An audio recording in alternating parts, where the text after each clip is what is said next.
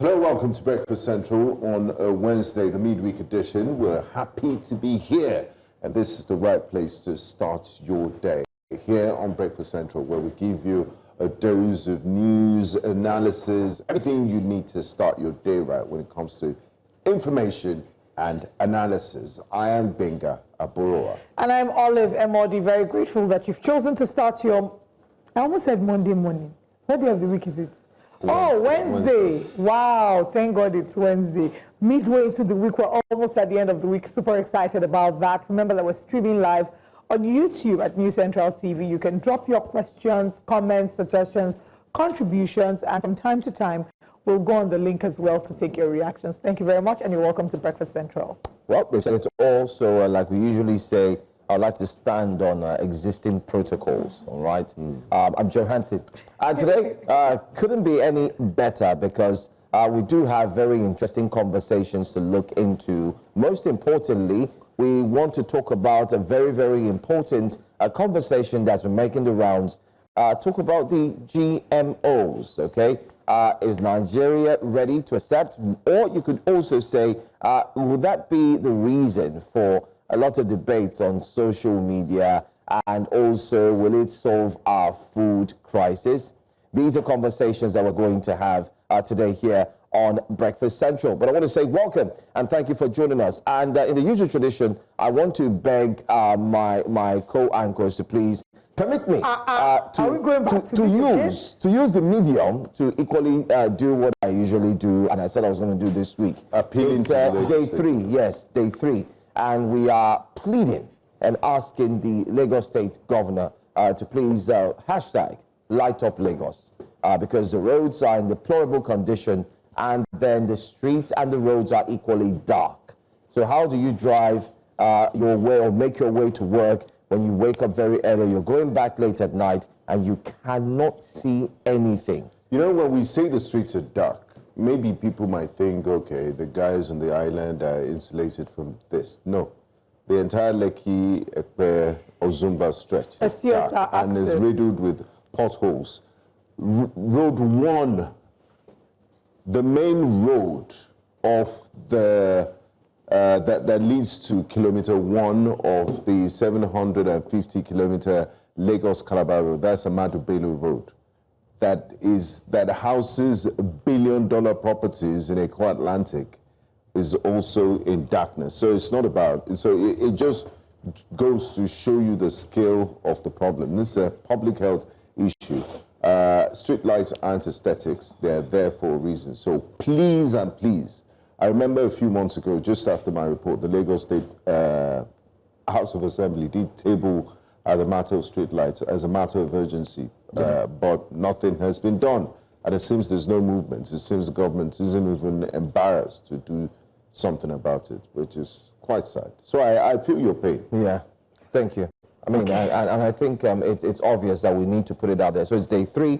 We started on Monday, and our aim is actually to ensure that this gets to the ears of the Lagos State Governor, Governor Babajide Sanwo-Olu, and hopefully we expect that a lot will be done and actions will be taken to ensure that the street lights are working. Because in some of the streets, you do have the street lights there. You can see them on the roads. They're there.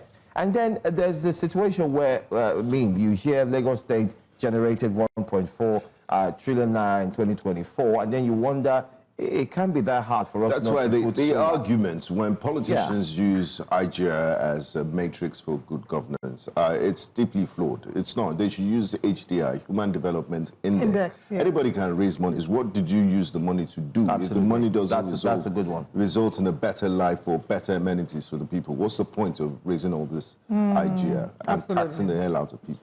I agree. What is money if we can't use it for the improvement of the quality of life? Again, when we look at certain countries where we see that a number of them complain about bleeding under the weight of taxation, the flip side would be that they are seeing what their tax is doing. They're seeing what the infrastructure that their tax is doing. So yes, they might complain, but it's not as hard for them to pay their taxes because they already see that it's working.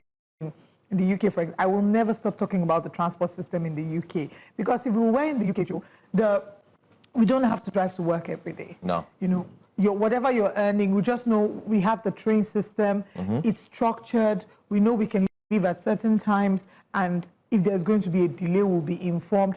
It would be great for us to be able to have that. And now that we have to drive, I think the very least we can ask for is well-lit up roads and roads that are free of potholes. But anyway, that's the way to kickstart wake-up conversations. But I also want to give a special shout-out to Amazing. You are so amazing. Thank you so much for this. Yeah, one of the this best. Wonderful She's cup one of the coffee. best producers in the world. Producers of coffee. No, she's not just a producer of coffee. I know. She We understands. solve our imaginable Thank you. You know, we appreciate our team behind the scene, Yeah, because it's fantastic. everyone behind the scene makes this work. Absolutely. Beyond the most people, show, apart from Maiwa. getting us this, apart from Maiwa. Yes. Okay. He All right, needs to go for more training. as we're celebrating the exceptional team that makes Breakfast Central fly, the team that is beyond the three musketeers you see on TV, let's also celebrate a young 17-year-old Nigerian. But before you go on, Olive, no, ladies, I mean, you girls, this This 2025, the ladies, 2025, this Girls- month. These girls, The we've been ladies, carrying Nigeria. No, The ladies you deserve- have to give it to them. Let's clap Remember, for the the boys yesterday, Yeah, that's no, why I don't came in. talk about that. No, I Don't have go to. You have to talk, please talk. The boys, the Super Eagles beating in Chan. Olive, you need to see their warm-up, the dancing before they went to play the match. You are over dancing, you have not played the match. That's how they beat them. But the $100,000 is not even motivating them that the president is in a good mood. Oh, let's win this thing. If they win, If you see the they way may they were still not give them dancing, $100,000. the energy they used to dance, they should have used it to. But that was just one match. That's not the It tournament. doesn't mean, man. But if they had won, you think the president will call them and say, "Well done, victory #1. Let's give you small $5,000." Okay, let's wait and say, I like your optimism. But I want to just say, but this ladies, is a well very done. valid Ladies point. have put A lot of Nigeria us- on the map. Our back, Yes. do you know For the why good our reasons. backs have been Good hurting? reasons. A lot of us women. Because we are carrying the weight Of of making Nigeria look The proud weight of a nation. on our shoulders. Wow. So it makes our back Sorry. hurt. For the first time in my life, this is the first time I'm jealous of being a man. In another life, Because I you'll want be a to tap woman. into your glories.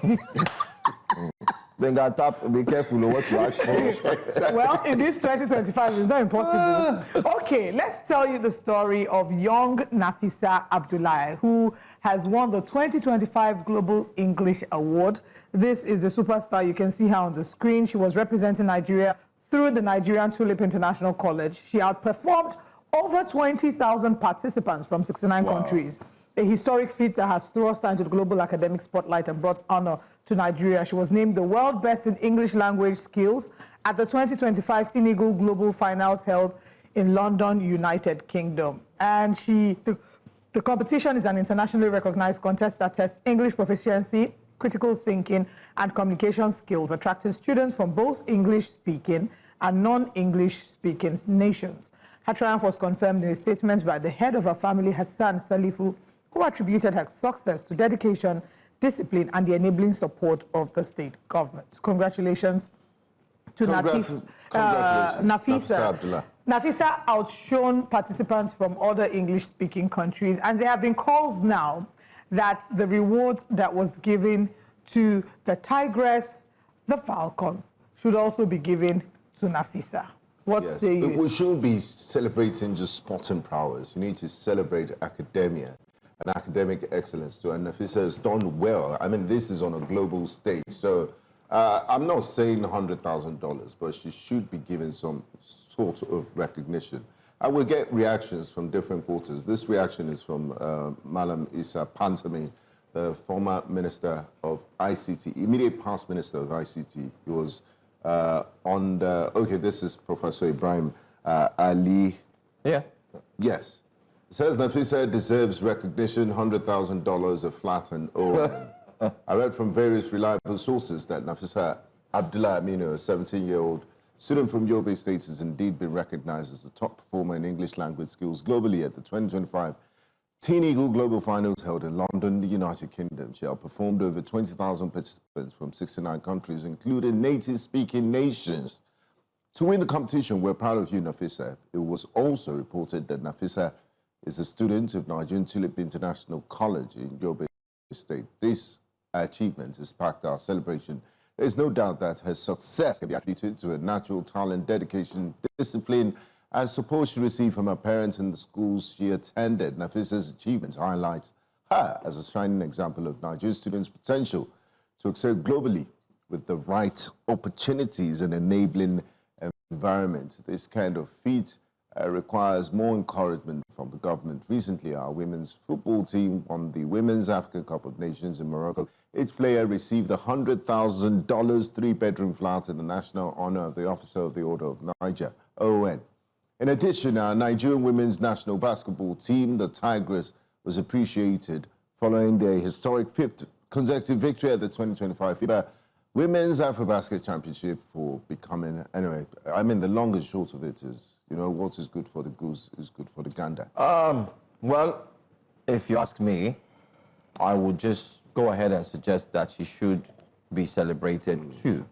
But in terms of the figures, I don't think so. I think we have to be careful so that at the end of the day, we don't turn this current administration to a Father Christmas. Yeah, well, yes, you could say a Father Christmas, or you could also call it we don't want them to call the president the giving president. He always gives. While it's good for him to reward hard work, you know, tenacity and the likes, I also feel that we should be mindful of the fact that we have not still sorted the issue that is on ground, which we keep talking about, and that's priorities. However, she's won and she's done the nation proud as well. I think maybe the sum of maybe $2,000 is not bad. So are you now inferring that sports is more important? Not really, not that. I'm not agreeing or disagreeing with that. I'm just asking. Not that. I'm not inferring that. I'm just saying, if we want to start pushing, you remember that this administration is on a trajectory of ensuring that Nigeria is put on a positive light. The president, the president had recently at an event said that we should use social media to propagate the positives of the country, Nigeria. So I'm saying that in order to start that, the president has indeed done a very good job in ensuring that he has rewarded talent. You can't go from $100,000 to $2,000. Hey. That's $10,000. Binga.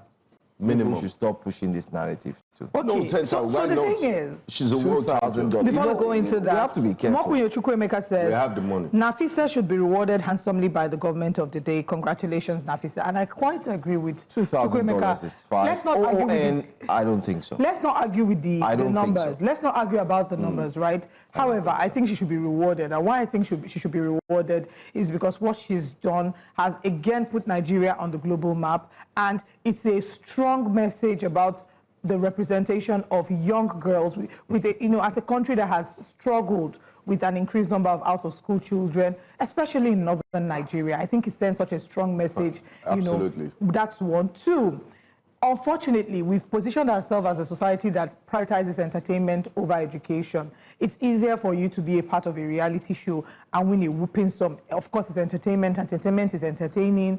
Investors will throw their money behind. It would be great to see more people through their support, a lot of other brands. And encourage academic excellence. Exactly. Yeah. We need to encourage academic excellence. We need more people to see academic excellence as something to aspire to.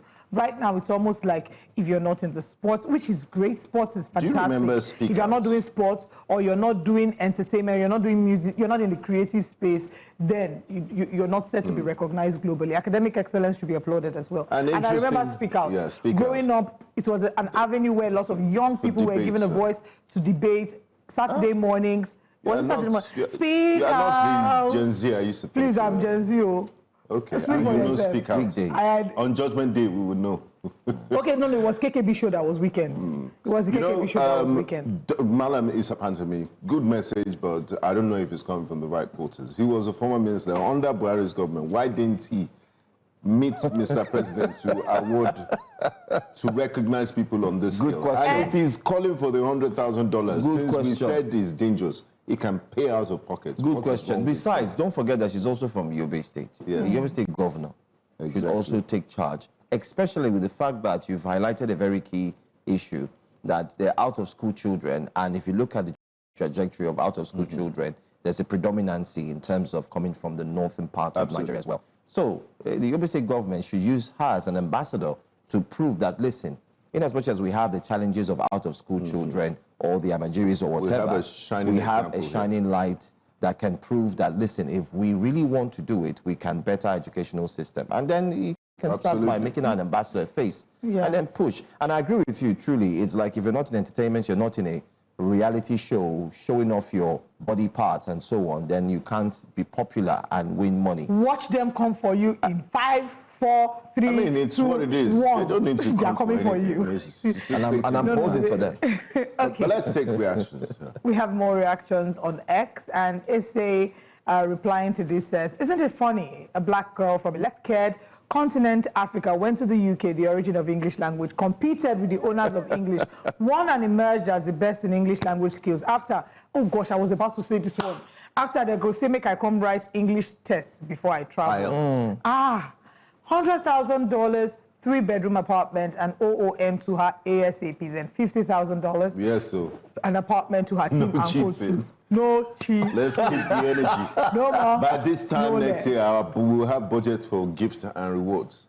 Actually, Professor Enahena says, an absolutely incredible achievement. A huge congratulations for emerging as the world's best in English language skills at the 2025 Tinubu Global Finals in London. To have outperformed over 20,000 students from 69 countries is a remarkable feat that speaks volumes about your intelligence, hard work, and dedication. This victory is not just a personal triumph for Nafisa, but a source of immense pride for Nigeria and Yobe State. Her success is a testament to the fact that with the right talent and effort, Nigerian youth can compete and excel on any global stage. We celebrate your brilliance and wish her all the best in her future endeavors. I don't think anybody's comment should have captured it better. I beg Than the pardon. prof. Yeah, he did fantastic. That was a fantastic one. He spoke my mind. Yes. Yeah. They said Northerners don't go to school.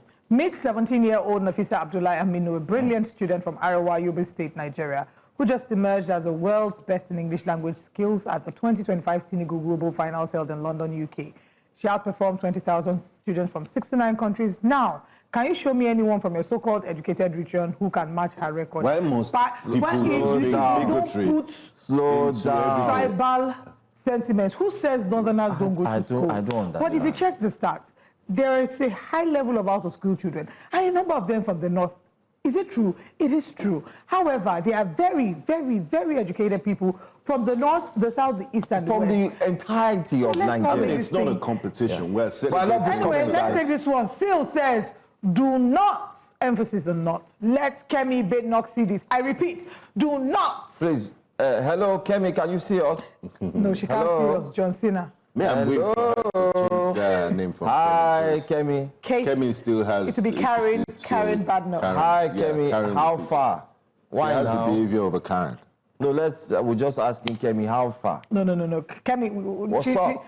She's Nigerian by birth, but she needs to talk about practically- this one. No. Kemi, talk about this one. No, she doesn't have this to. is You have to positive talk news about now. this one. Anyway. She doesn't say So yes, positive news. so No of all the positives, right? tweets, I think the ones that stood out for me were the first tweet, not the first, but one of the tweets that talked about third. how someone from Nigeria went to an English-speaking country to write a test. I think I find it absolutely unsettling, where you have to write IELTS. You want to get into certain schools in the UK or abroad, and they're making you write English competence, English proficiency Like test. you want to I'm go just to France and they say, English come is and my write French. first language. Why do I have to write another test to show that I can speak English and that I understand English? Nigerians are teaching people English in different parts of the country. In fact, some people's source of income is teaching English to the Asians. What's your Tell me. take? You can't speak for yourself.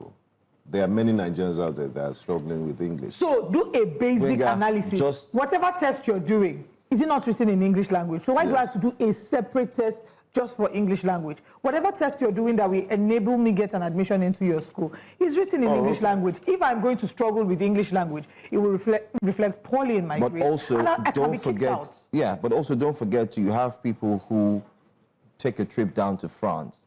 The French embassy doesn't tell you come and write French tests or exams.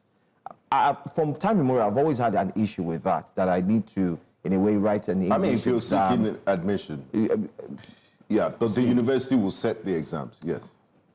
So anyway, And after all, it's a lot. Anyway, let's. But I'm still shocked that she beat native English speakers. I'm proud Is of it her. because English people were saying "in" instead of "isn't it"? Well, But then again, please let's also give a round of applause for the entire competition, because there was no favoritism that, oh, this person is coming from so country. It's open to everybody. 69. And we did not hear anything and we about didn't hear anything about it. And then she internet won. glitch. And then you see she's not from there. And some again, of the they tests were applaud not it. conducted in darkness. Yes. Exactly. And then they didn't no use a technical CBT. glitch or something. There's no to say challenge their that system the results had a glitch, went, and so on. There was 69% failure. We all rate. understand where we are going to with this. I right? think Nafisa deserves a special dance from you. But then again, we as must a woman, round of applause, celebrating round of women. applause. She will sing me that. Deserves an inner world. I will do in a while for her on Instagram. not you. Nafisa, well done. Thank you for making But Nigeria. just to quickly wrap up proud. the Nafisa story, I want to say something that I think that it's important that we celebrate her and we use her as a symbol of what a young girl can do, of how a young girl can dream and achieve so much more. I remember, when I heard her story, yes, it's not a direct comparison, but Malala Yousafzai, who was a young girl, Afghan girl who had to face the Taliban, fight for her life, she was shot. Today, she's not just become a symbol of resistance, she's become a symbol of the fact that any young girl can dream. You can dream to aspire to whatever height and achieve that. She's gotten a Nobel Peace Prize. So I think that we need to make... And young girls need positive role exactly. models. So we need to like have people... Olive, like Chimamanda. Honestly, not people that, I just bought a new Jeep, or I just bought a new house at the age of 26. And then... yeah, it's all over the internet. Nobody celebrates academic excellence. It's just substance. Yeah, and it applies to the boys too. Oh, I'm crypto lord, I did this. Please, let's innovate. Let's create things that solve problems. We have myriads of problems around us. Let's celebrate the engineers. Let's go back to the basics. You know, it all of a sudden started to look like we no longer uphold we're just dancing the away. morals and the most important thing that helps the society to grow. Entertainment, and it's a Everything distraction. is starting to look like it's falling apart. And I'm even starting to think that, we have engineers, we have young guys, like very young in their early 20s, who work in the oil rig, who want to are be a very doctor smart, when who are, week in, week you see out, them, the but doctors are we threatening don't to go on focus on strike. them. Besides, have you seen I don't know if you saw the roster in a particular hospital where there was a doctor who was put to be on, he had surgery every day for 1 week. I think it's Dr. Onifade. For a whole week, every single day. You are overworking him. This is a person who you are putting people's lives in his hands. You are overworking him, you're stressing him so much, and you expect him to be able to concentrate in the operation room. Anyway, so back to it. Congratulations, Nafisa. We need to make education look great again. It is great, but we need to make it education cool and appealing to the younger folk. And talking of education being and looking appealing, if I was a student of Uni Osun, I'm very certain that Nafisa will have a lot of suitors right now from the international and global educational system, where they'll be looking at her and offering her scholarships here and there. To develop but while she's being celebrated, thank God, my heart got when I heard suitors. I'm like, suitors. Academics, people, academics, Thank you for clarifying, please. Because they told people will come to you and say, please, come to our school, our college. We want you to be the symbol of what exactly. And I'm sure it's happening now as we speak. Okay, but let's move while on that to is Uni happening Osun. now, And I have a question. If I was a student of Uni Osun, how do you think I would have fared? Because don't say it out. Don't let the audience know. In your current outfit, In my current situation. you would have done. You pass. I mean, they will let you write the exams. okay. Okay. Yeah, you're very professional.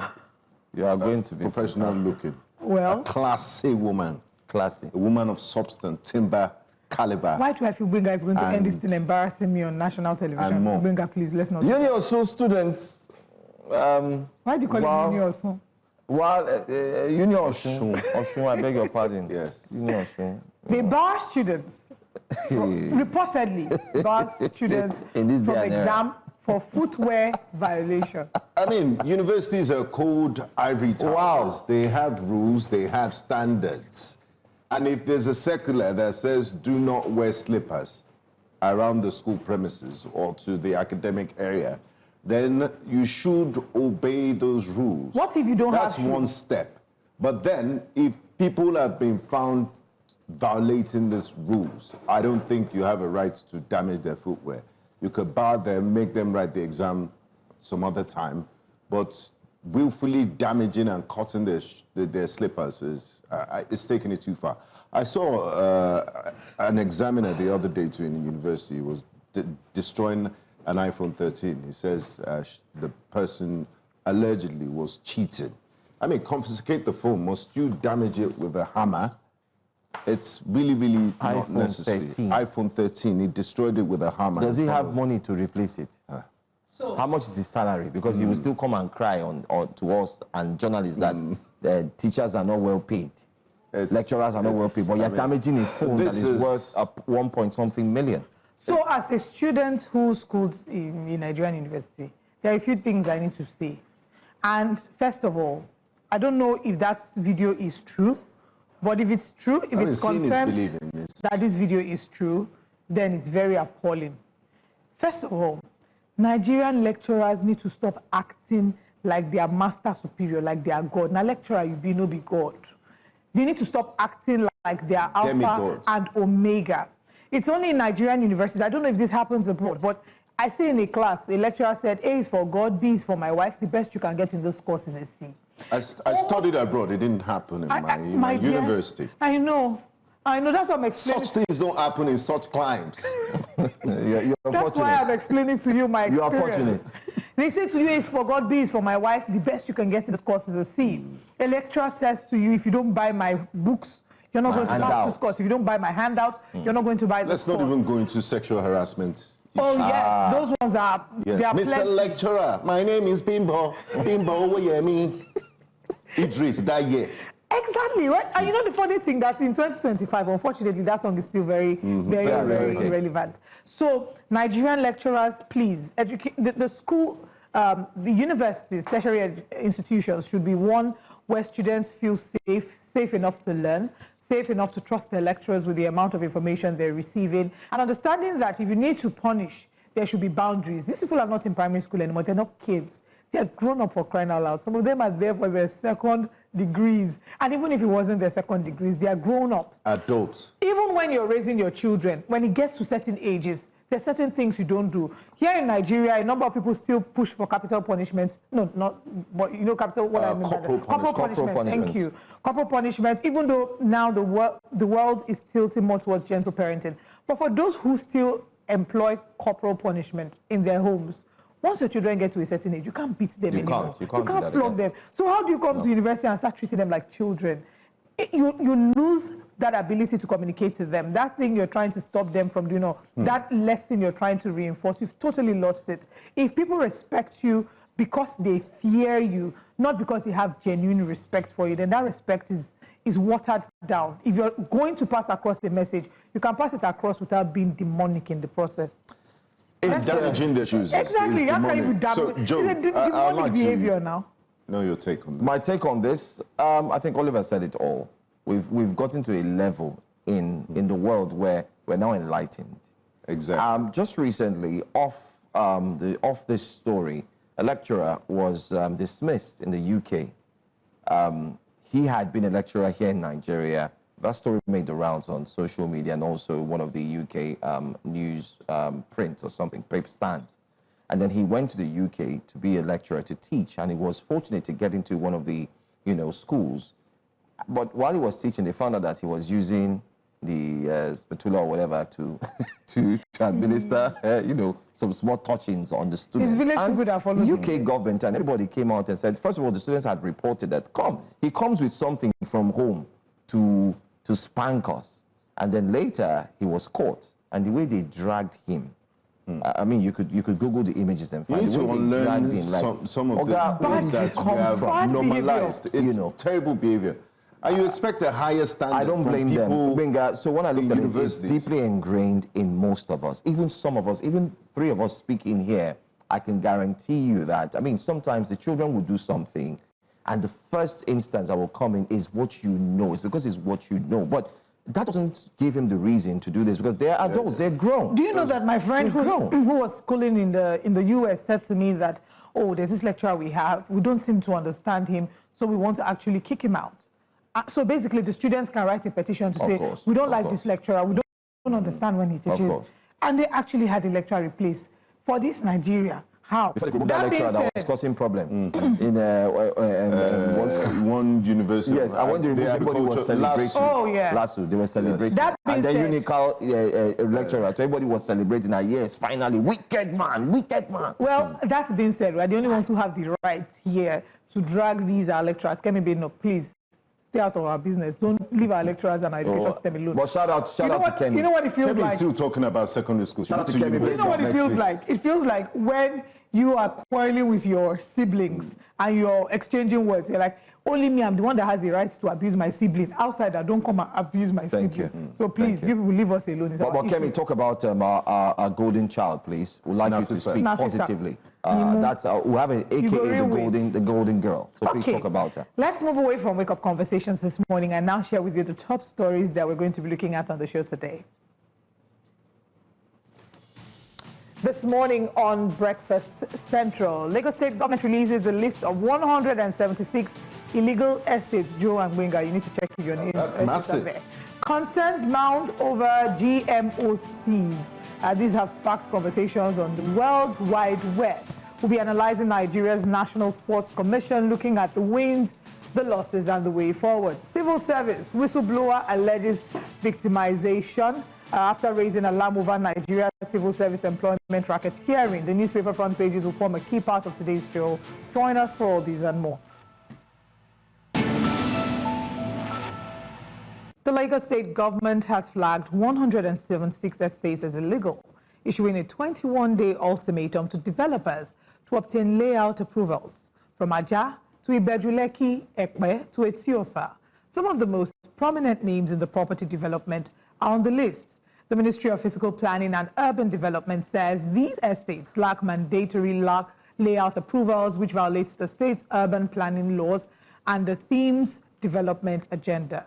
Well, developers now have 21 days to submit proper documentation or face enforcement actions, ranging from site closures to legal prosecution and even revocation, and not forgetting to revocation of building permits. Well, what does this actually mean for homeowners, investors, and the future of urban planning in Lagos? If you are one of those who possibly has gotten a property along these axes that have been mentioned, I'm sure you'll be having your heart in your mouth and you want to know what the way forward is. Well, don't worry. Joining us now for this discussion, we do have a lawyer in the house who understands the intricacies of properties and what the Lagos State governor has indeed said from yesterday. We have Mr. Oladipupo Ajayi, who joins us here. Good morning. Live. Good morning, Mr. Ajayi. I hope your house is not on that list. At all. Hey, relax. Those of us who have relaxed. I wouldn't do such a mistake. Hey! I wouldn't do such a mistake. Okay, so let me start calling the lawyers now and get ready. So why do you put an did such a mistake? Let's first of all, let's get a rounded understanding of what's going on. What does the governor mean? What's that statement? What is it about? What does it cover? Well, basically, for you to build an estate, you need a permit. Okay. For you to also build a house, you need a permit. But the unfortunate thing is there is no synergy within the government agencies. I can tell you for free, authoritatively, that there are persons in that estate that have building approval. So the question is, why would you grant building approval to a person in an estate that has not actually obtained the permit to do an estate? And the question is, agencies don't care. There are a lot of agencies, even in the built industry, they're all about revenue. So the question is, why would you grant a building approval for a building in an estate that has no permit? Let's take the Corporate Affairs Commission as an example. There are some companies you want to incorporate. They wouldn't incorporate without getting an approval in principle from the regulatory agency. To avoid a situation where the Corporate Affairs Commission would have incorporated you without obtaining the appropriate permits. But in Lagos, you discover that the agencies just continue to work. They are doing a very good job, I must confess. But the fact is there is no synergy within the agency. And I must confess to the developers are quite greedy. Because if you look at the way they actually get these estates, I can tell you, it is more or less synonymous to what we call Ponzi scheme. Can you explain? Ponzi scheme in the sense that majority of these guys do not outrightly purchase these estates. They actually render services to the local communities. One could be, oh, this community needs a developmental services. Take, for instance, they want to do a survey or a perimeter survey of the community, or they want to dredge a certain portion, or they want to construct road. So what these real estate guys do is they meet the locals, sign an agreement with them to do such transaction, and in exchange, they get the land. So whenever there is a problem or a breakdown in the agreement, it affects every other person they may have sold the land to, because they sell prior to the completion of the project. So now imagine there is a problem along the line, or you do not perform your contracts, and you have actually subscribed, and people have purchased these estates. Then it becomes a problem of people selling receipts, just like they say in quotes, not because they intend to actually do that, but because something had broken down along the line. So most of the time, they offer what they do not have. Because they hope that, oh, if this transaction go well, then the community in return would give me X, Y, Z. Or sometimes they make an application to the government, knowing fully well that it's a 50-50 thing. Take, for instance, you write the JAMB exam, and you've gotten a very high score. It is not a direct ticket for you to be admitted into the choice of course you want. So we've seen people sell land with excision in process, these documents in process.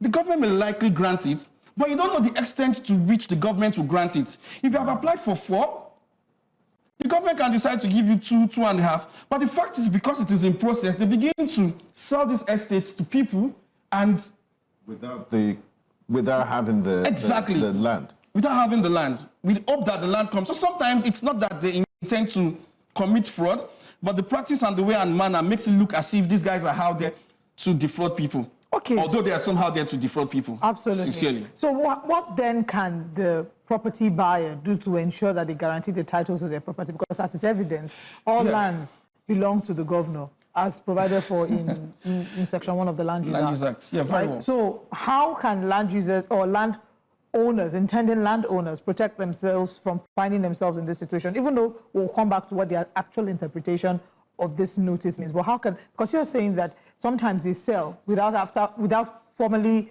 perfecting the title to the land. So how do they protect themselves? Now, the very good thing is, you see, just like I said earlier on, that I will not fall victim of such. You cannot buy what we call real estate via a TV advert. You are not purchasing a car. The best way is to get a lawyer or a professional or whoever to conduct due diligence. We also have specialists in that field. But the fact is, they prefer to buy from real estate companies because they give them juicy offer. It takes 5 minutes to drive from Civic Center to Dangote Refinery. Or you buy one, get one free. Or get a free Jaram during Salah. Of course, you get free rams. Bag of rice. Who does that? Even when the bigger companies do promo, you hear buy 2, get 1 free. Nobody tells you buy 1, get 1 free, or it takes you 5 minutes to drive from one place to the other. People don't do the due diligence. They don't even inspect. They pay for what they haven't seen. So the problem sometimes is the people, Nigerians or Lagosians. But has government also failed in protecting and regulating the industry? Well, you see, I wouldn't say the government has failed, and I must give kudos to the governor. I actually commend him. He's really trying. He's trying to regulate. But you know, Nigerians, we do not love compliance. We do not love compliance. A lady can wake up tomorrow morning because you are curvy, very beautiful. All of a sudden, you become a real estate agent or a realtor. And you know, that's what we call appeal to emotions, appeal to pity. You see a fine girl dancing on Instagram telling you she has about $500 million property to sell. I'm sorry, apologies. Please. Because you already see my eye rolling. I'm sorry. No, but because the same way that... a fine girl. No, because there are also fraudulent young men that are packaging themselves with... Of course, I agree with Olive, but we know that the industry uses more women. No, please, no. 3 of you, I will not agree with that. No, I will tell you that. No, I will not agree. I will not agree with that. Let's not make it about... Let's not make it the same way we say on this show, we shouldn't put labeling. Tribal labeling. Let's not make it about gender. There are men and there are women who are fraudulent and not experts in the field. We're not saying we can make the point without to balance the equation. You see a man with a very nice suit. There are people. Please go ahead. You see a man with a very nice suit coming up to actually advertise a property without doing your findings. You go into it. And I can tell you, even when we do findings, sometimes there's always a problem. That's the truth. Sometimes when you do your due diligence, there's always a problem because of the system.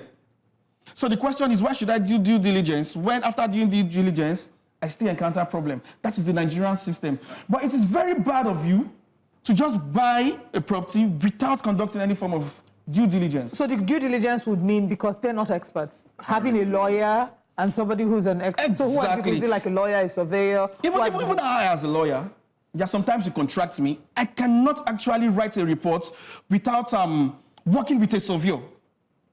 I cannot chart a land. Yes. Okay.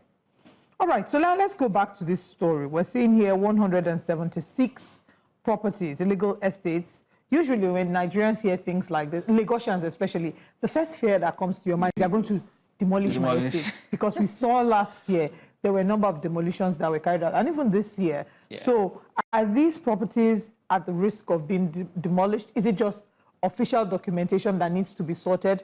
Or maybe are there areas of concern, maybe with the legality of where the properties were built, that may end up leading to them potentially being demolished? Well, as a lawyer, I can tell you that sometimes omission may make you liable. The government has provided rooms for people to come and regularize. They only omitted something. So it isn't that they were built in a place they ought not to build. The government will tell you, okay, we're coming to do this. There is always a notice. The government have given a 90-day window period for estate developers to come and regularize. So it's not going to be a complete loss of investment if you do the needful within the time frame provided by the government. All right, because from what we're seeing here, they're saying that a number of these properties have started construction and development without getting proper plan or approval. Now, sorry, let's distinguish between a proper layout approval and the building plan approval. I can tell you some of all these buildings have approval, but if you look at the publication very well, it is the estates. Because you're supposed to submit what we call your layouts. The government is supposed to see, okay, how many meters road do you have? Is there an hospital? Is there a hospital rather? Is there police facilities? Are there stuffs within the estates? It shouldn't just be about commercializing and making a lot of profits. Those are the things the government actually wants to see. That makes it mandatory for you to submit your layout for proper approval before the building actually commences. So sometimes it is not about the building in the estate, it is the estate authority itself. Now let's talk about regulatory authorities, because when we started this conversation, you said sometimes there's an overlap in functions and people get confused as to who's in charge of what, and the bureaucracy also, and also the interagency competition. It almost seems they forget their primary functions, and it's almost like a revenue drive. It's not just the Lagos State problem. We see it in the Nigerian Customs Service, even JAMB that is meant to conduct exams. Now it seems like a revenue collection agency. So we have LABCA, the Building Code Agency, we have LASERA, we have the Ministry of Lands and Urban Planning. From a layman's perspective, if I want to build a house, just a bungalow, 3-bedroom bungalow, somewhere in Ikeja on Wemco Road. That's your plan, yeah. No, I have bigger plans. But let's be humble for now. Let's, for the sake of the viewers, be humble. Let's start with Wemco Road and not go straight to Banana Island. Okay. So walk us through the process, the ideal process. Okay. The first thing is to even ensure that the land you intend to build in the very first place has a very good title. Because one of the documents they would make a request for is your deed of assignment. And I love the agency. Even after giving you the permit, they will tell you this does not confer or validate your title. So if you have bought wrongly and you get a legitimate permit, it does not make you the appropriate owner, because the foundation itself is faulty. Do you understand that? Come again, please. You get a land, Okay. or you have a land, you approach the ministry for building approval, they will ask for a deed of assignment and also ask for your drawing and also grant you the approval. But the question is, does the approval actually make you the real owner of the land? No. So you ought to have done your due diligence very well before presenting a plan to the government for approval because your approval does not cure any defects in title. So if your title is defective and you have an approval, it does not make any sense. But if you have a good title and you do not have an approval, you can regularize. How do you have a good title? The good title is ensure you do your due diligence. If you are buying from the so-called Omonile, there are some things you need to do. If you are buying from a real estate company, there are some things you need to ask for. And, okay, there are not two types of land. The kind of land actually determines what kind of document you ask for. Because sometimes they can tell you they have a global CFO. These estates sometimes do not like to release such documents. And then you go ahead. I've seen instances whereby people pay before a contract of sales is being sent. So why would you pay before receiving a contract of sales? It's like putting the cart before the horse.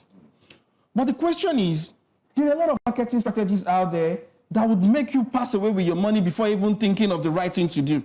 And people do not want to pay professionals. I've seen somebody who wanted to buy a property of about 300 million and find it hard to just do what we call due diligence. And the due diligence fee has nothing to do with the percentage because it's not conveyance or transfer of title or whatsoever. Just a specific amount to conduct due diligence. They find it very difficult. So sometimes I do not blame Nigerians, or I'm not, don't let me use the word because I don't want to appear insensitive. But people need to do better. People really need to do better. Okay, so in this situation where we have a list, and I can see a number of these estates, I can see their names.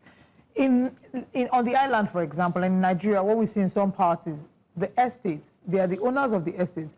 But in the estates, there are different properties that have different landlords. Very well. These landlords, to the best of their ability, have thought that they were buying a property that had good title, everything was in order.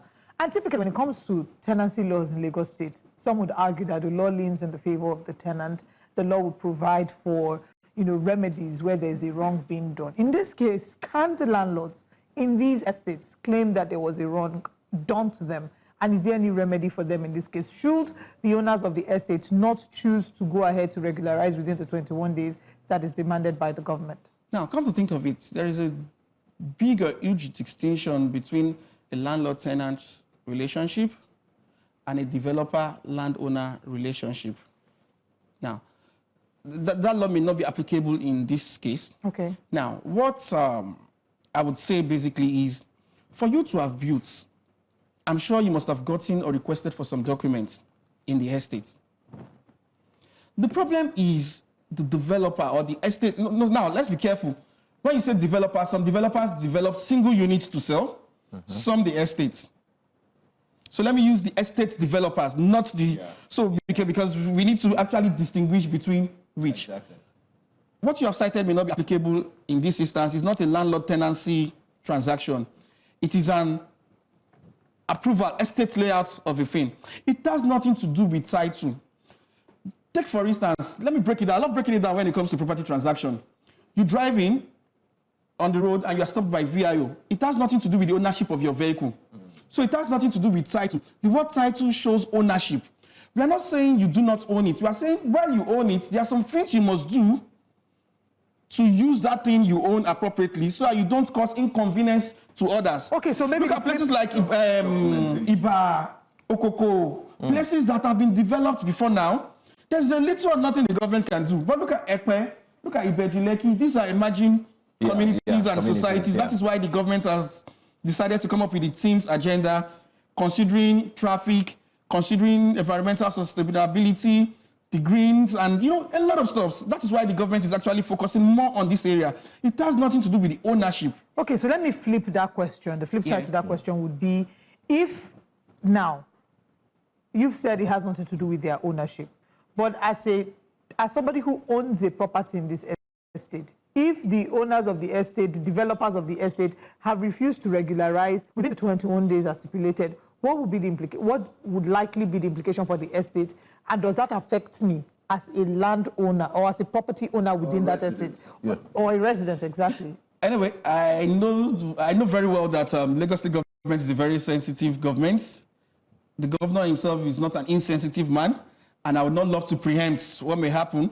We've seen cases whereby they grant extensions of ultimatum. They keep granting because, housing there's deficiency rather. We have more persons moving into Lagos on a daily basis. Absolutely. It is not the gain of any government to come demolish any property, except it's going to cause havoc. So I can tell you authoritatively that the government will look for a way out. No government is in. I'm not actually soliciting for the. I was speaking on behalf of the government, but no government would deliberately or intentionally want to destroy 177 houses, estates comprising of several houses in Lagos. It's not going to be possible. So this is a paperwork issue. Very well, and to serve as a precedent and also deterrent to others. What do you suggest owners of these estates start doing now, especially since the ultimatum has been put in place? The ministry will be very full today. But basically, I know a few persons who have properties. Yeah, and in my mind, I'm like, wow. It's gonna happen. I know, maybe I'll put a call through to them today and say, how far? What's going on? What's going on here? Then we also need to note the fact that some of all these estates too are not yet fully developed. I can see some estates around the Bejuleki corridor. Some don't even have houses yet. It's just for them to do what they are supposed to do before building. Okay, fair. Okay.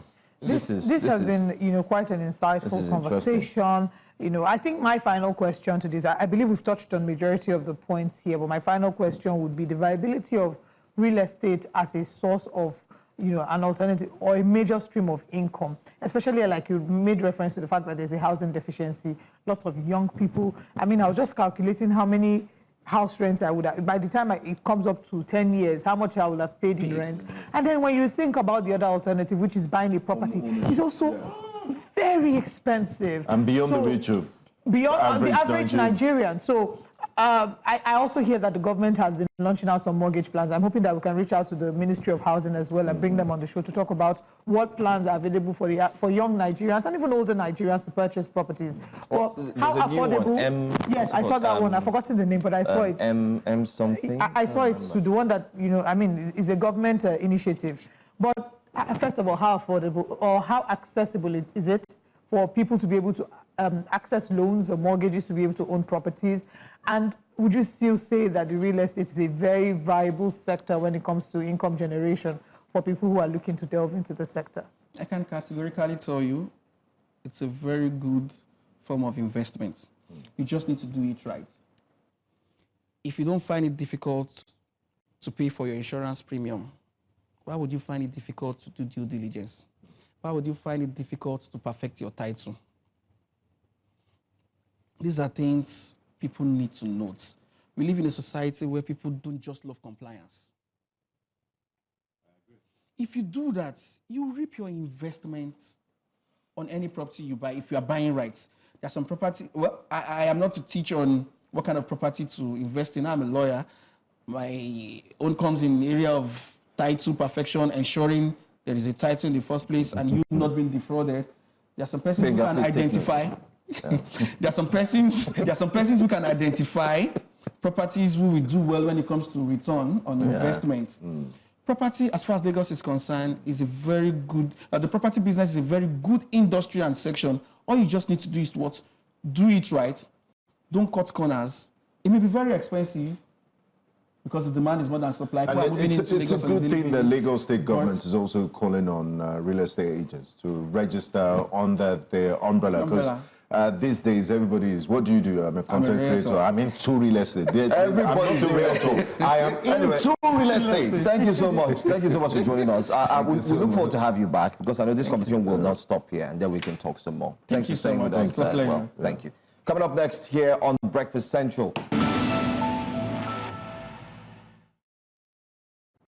As Nigeria continues to battle food insecurity and mounting pressures of climate change, the sustenance and well-being of every citizen becomes a focus. In recent weeks, the conversation about GMO, better defined as genetically modified organisms, has resurfaced with the federal government of Nigeria looking towards its national acceptance.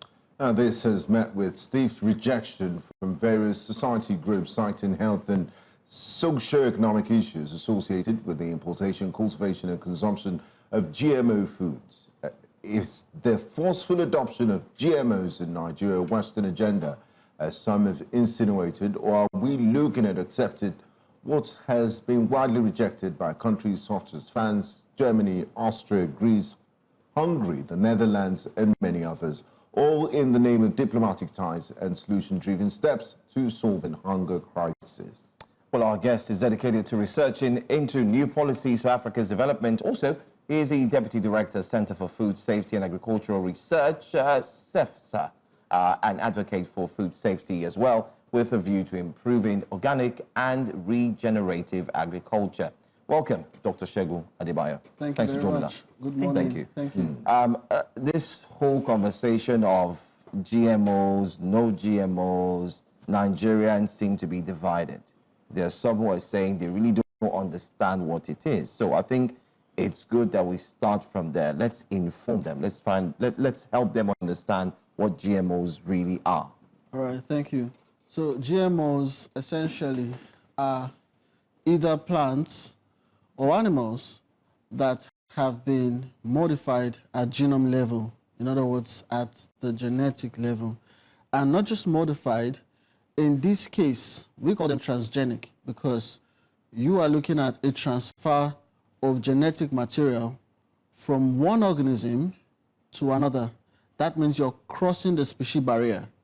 So in the case of what we have here in Nigeria, especially with the GMO crops, that's currently raising the attention to this conversation, you have genes from a bacteria called Bacillus thuringiensis.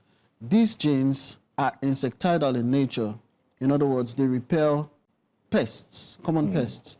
And these genes were taken from that soil bacteria and put into our food, the maize, the beans, and also cotton, because we have 3 approved GMOs for cultivation in Nigeria: cotton, beans, and maize. So this gene was taken from the soil bacteria and put into the crops. To make Now, it pest resistant. Pest resistant. Now, there are also the genetically modified ones, they call them drought tolerant. And they say that these are done to withstand, climate change, as it were. And so when there's drought, you can still have these crops germinating. So that's basically essentially the definition of genetically modified crops. So what's raising the attention now is how safe are these crops, because currently there is no known long-term research to ascertain the safety of genetically modified crops anywhere in the world. But that brings me to this question. Many countries in Europe, Right. France, Germany, Austria, Hungary, and others, have banned or restricted GMOs over safety and environmental concerns. Why then is Nigeria moving in the opposite direction? Are we missing something they saw? Is this a genuine fix or a dangerous shortcut towards food security? The interesting thing is when you look at the countries that have banned it and why they banned it, we need to look at it one after the other, because there's a lot of lessons to learn from there. And this is what we encourage our decision makers, our policy makers to look into, not just the scientists. For instance, Germany is the home country of the parent organization that seems to own the license, the patent of most of the GMOs we have in Nigeria. The parent company is called Bayer, yes. And it's home to Germany, but it's banned in Germany. And one other thing that we don't always talk about is the fact that the GMOs have, I call it the twin. It's a chemical called glyphosate, which is the active ingredient in Roundup, which is used it's used in the farms as a pesticide. Now, that chemical also, it goes hand in hand with the GMOs. Comes from Germany, and it's also banned in Germany, yeah. Right? Austria banned GMOs because they said the risk assessment that was done is not sufficient to guarantee the health safety of its people. Yeah, but then it's good enough to be exported to other countries or to be sold to African countries when they know they've seen the risk assessment that, look, we can't onboard this thing because we're not 100% foolproof. It's not harmful to our people. But then, it's good enough for Africans and other people. In fact, in Russia, you're a terrorist if you cultivate GMOs because it has the potentials of, gene contamination. Like a very popular example that we always use, not even an example, it's reality. If you have a GMO farm of maybe maize and you have an organic farm just close by, the genes, through cross-pollination, the ones from the GMO will cross-pollinate with your organic and sterilize it. The organic will take on the characteristics of the GMO. And you see, that's bioterrorism because you really can't control that gene transfer. Nature actually doesn't allow such gene transfer. So are we playing God with this GMO engineering? And there are other ways to guarantee food security and improve crop yield than genetically altering and playing God with this situation? Because I'm not very religious, but I think God is the ultimate designer. Everything has ways of correcting. There's a balance in the ecosystem. The first time I ever had a conversation on GMOs, like I was ever going to be on a program, the first thing I said was very close to what you said. I said, when these scientists opened these crops or these animals, they made genes there. Who arranged the genes? Who put them there? Like you said, God. Now, do you know enough to start altering? Doing like this, you take from here, you put here, and you put here, put here. You're going to, see, the risks are unforeseen. And because, and see that there's actually something called the Cartagena Protocol, which has in it a precautionary principle that if the risks, outweigh the gains, then you have to strike it out. And that's the reason why many countries actually didn't approve GMOs. So when you come home to Nigeria and you listen to the DG of NBMA talk about on national TV why we have GMOs in Nigeria. In fact, our opening statement was we need GMOs for food security. So the question is, okay, let's look at our challenges with food. We have reports, public reports, that Nigeria has 40% post-harvest losses. How will GMOs solve that? You ignore the elephant in the room. Post-harvest losses are biggest. No, that's not the biggest. One of the biggest, because I'm coming to the biggest. That's one of the biggest problems. If you can lose as high as 40%, then, if you solve that, that means you're adding to your food sufficiency. Is the biggest one insecurity? The biggest is insecurity. When we have reports of our farmers, look at the past administration. Just as Nigeria was celebrating that we're becoming rice sufficient, the next thing we saw in the news was 40 rice farmers shot dead on their farms.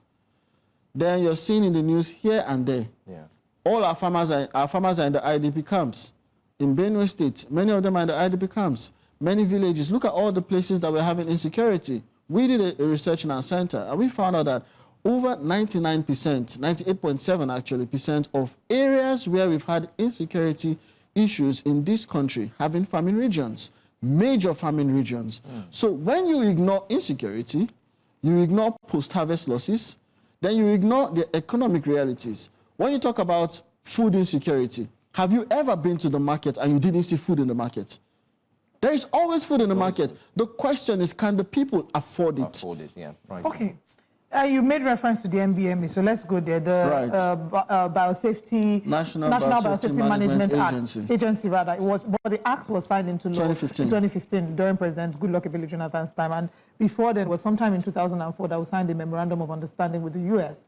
to understand and support GMOs. 10 years after this act was signed into law, it's 2025 now. There's a lot of noise about GMO. The past 10 years, what has been done? It seems like there was little or no criticism. And why are the critics louder in 2025 than they've been in the past 10 years? They're louder because they saw Bill Gates on Okada. Yes, and there's a push. Okay, let's say this. You see, this is science first. Yeah. And one of the major things that we have heard from the scientists who do these things, the biotechnologists, is they say, this is expert science, you're not supposed to talk about it, we are the only ones who are supposed to be able to speak on it. Literally, I've been in several debates with them, And that's one of the first things they say is, I mean, it's above you, you know. So the question is, the first then, what I always tell them is this: look, everybody who eats is a stakeholder in this conversation. Absolutely. Because you have rights to choose what you want to eat. So you cannot tell me that I am not. That means it's only the experts that should be eating the GMOs then. Let us eat the ones that we know. So if you come and you bring something for us to eat, then we should have to sit down and have that conversation. 10 years after the NBM was enacted, we did a survey on the internet just, the past 2 weeks. More than 98% of Nigerians are hearing of NBMA for the first time. Everybody thought it was NAFDAC. Everybody thinks it's NAFDAC. Now, most Nigerians are hearing that there's actually an organization called NBM. In fact, just yesterday, somebody was like, is this a real government organization? Because you're not aware. Something as important as this, your food. So the conversation has not been in the fore. There have been individuals that over time have tried to, start this conversation. You have the HOMEF, the architect Nimo Basi is an environmentalist, in fact, a very renowned one in Nigeria. You even have GRV, he and his wife, Ify Enebo. They've been talking about it for years. Then we got on it and we said, no, this thing now we have to knock it out of its roots. And this conversation has been on. But you know how our society is, we're always desensitized by what's trending and what have you. So this time around, why it's coming to the fore is because, a very renowned social media personality, he put up a video supporting it. Not supporting fully, but, he played in between. But he had, he tilted towards, he leaned towards, accommodating it, There was a time in his video he put, the good seeds are GMO and the bad seeds are your natural ones, And that's what everybody used to know, that this guy goes for the GMOs. And he's been someone who's seen several times with, as a health person, doctor. And he's seen several times with Bill Gates. So, and of course, we all know that Bill Gates is the major sponsor of this stuff here in Nigeria. So everybody just has to flip at some point, and that flipped the switch. And that conversation has raged on for about 2 weeks now, and it's not going to abate anytime soon. Is there any positive side to GMOs? So actually, sitting right here, if you tell me that GMOs, biotechnology is going to help make our roads stronger, I'll listen to you. If you tell me it's going to, you can actually do that. It's good you can use it for construction, you can use it for any other thing. But when it comes to food, we need to see the facts because it's what we eat. Because now there are researches to prove first. They will tell you that there is no known research to prove that GMOs cause cancer. But we have, first, Professor Seralini's research, where he fed mice. He fed them for a period of time, and they developed cancerous tumors. Later, there was a lot of hula baloo in the science community, of course, sponsored by the same guys who provide the seeds. There was a lot of hula baloo in the community, and then they said his research was skewed, and it was unpublished. Then produce yours. No one could. 2 years later, it was republished. And that research stands till date. Then we have other researches that show very strong correlation between GMOs and glyphosate. I must talk about glyphosate. GMOs and glyphosate showing strong correlation between between GMOs and glyphosate and the deterioration of health of people in America. Very strong research to show these things.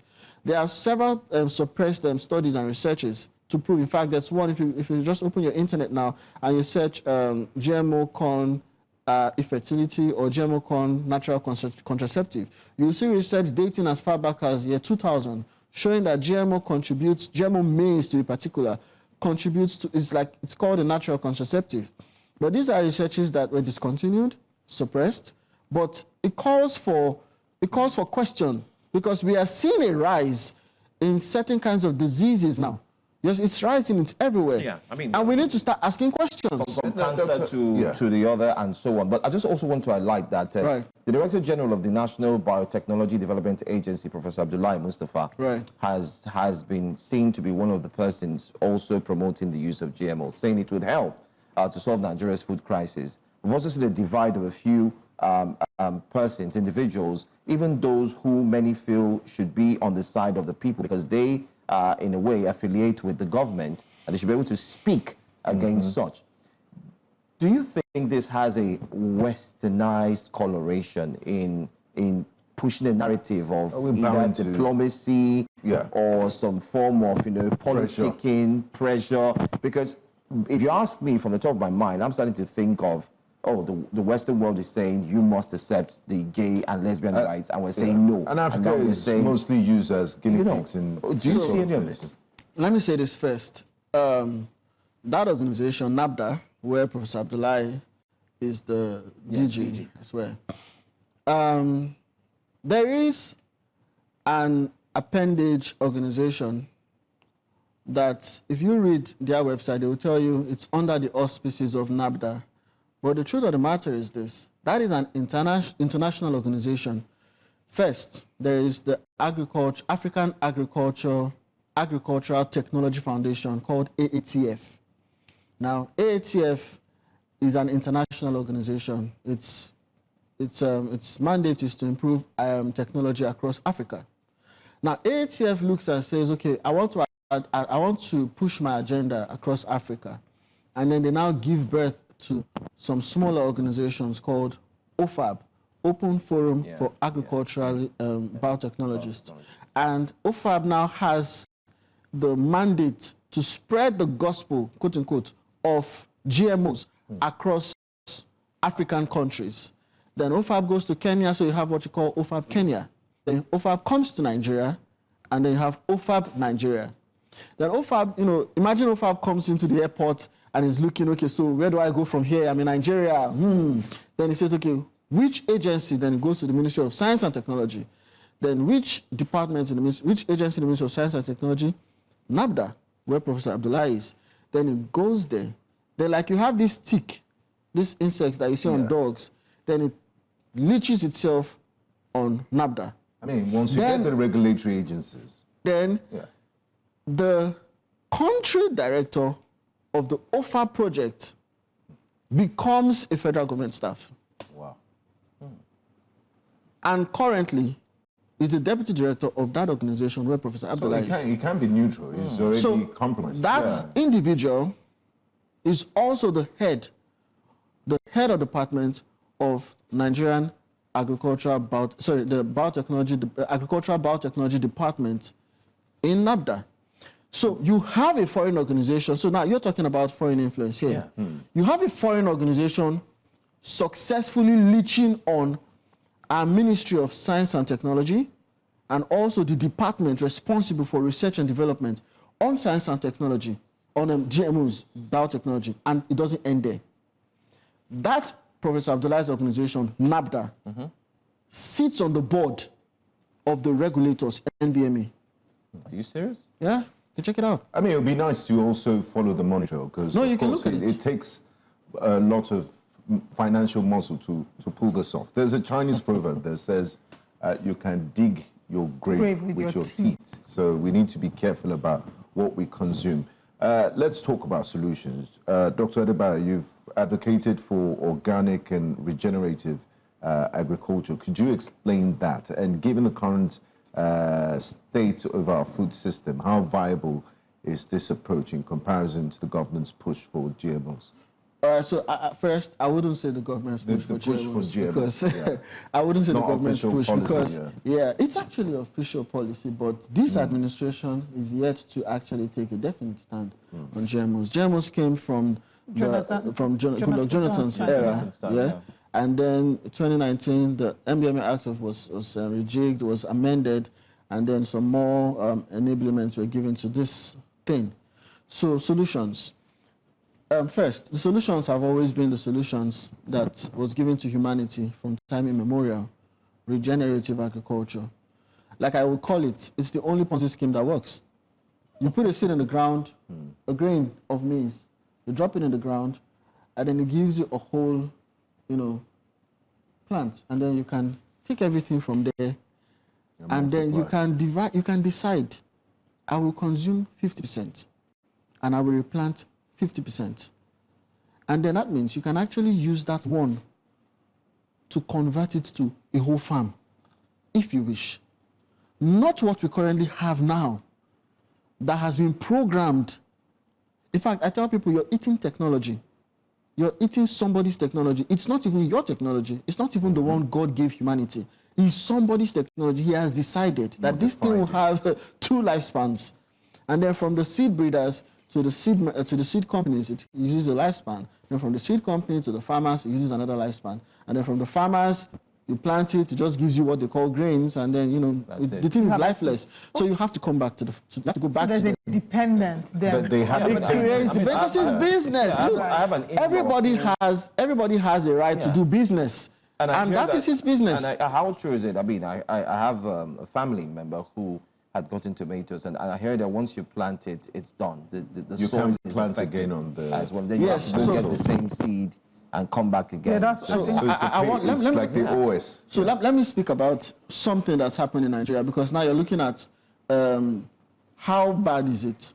There's a lot of things they call conspiracy theories. It's an easy sell to say it's a conspiracy theory, but I mean, if anybody who can spend as little as 5 minutes to check the internet, you would even see that this thing is not, it's what it is. So in Nigeria here, cotton was the first to be approved in Nigeria.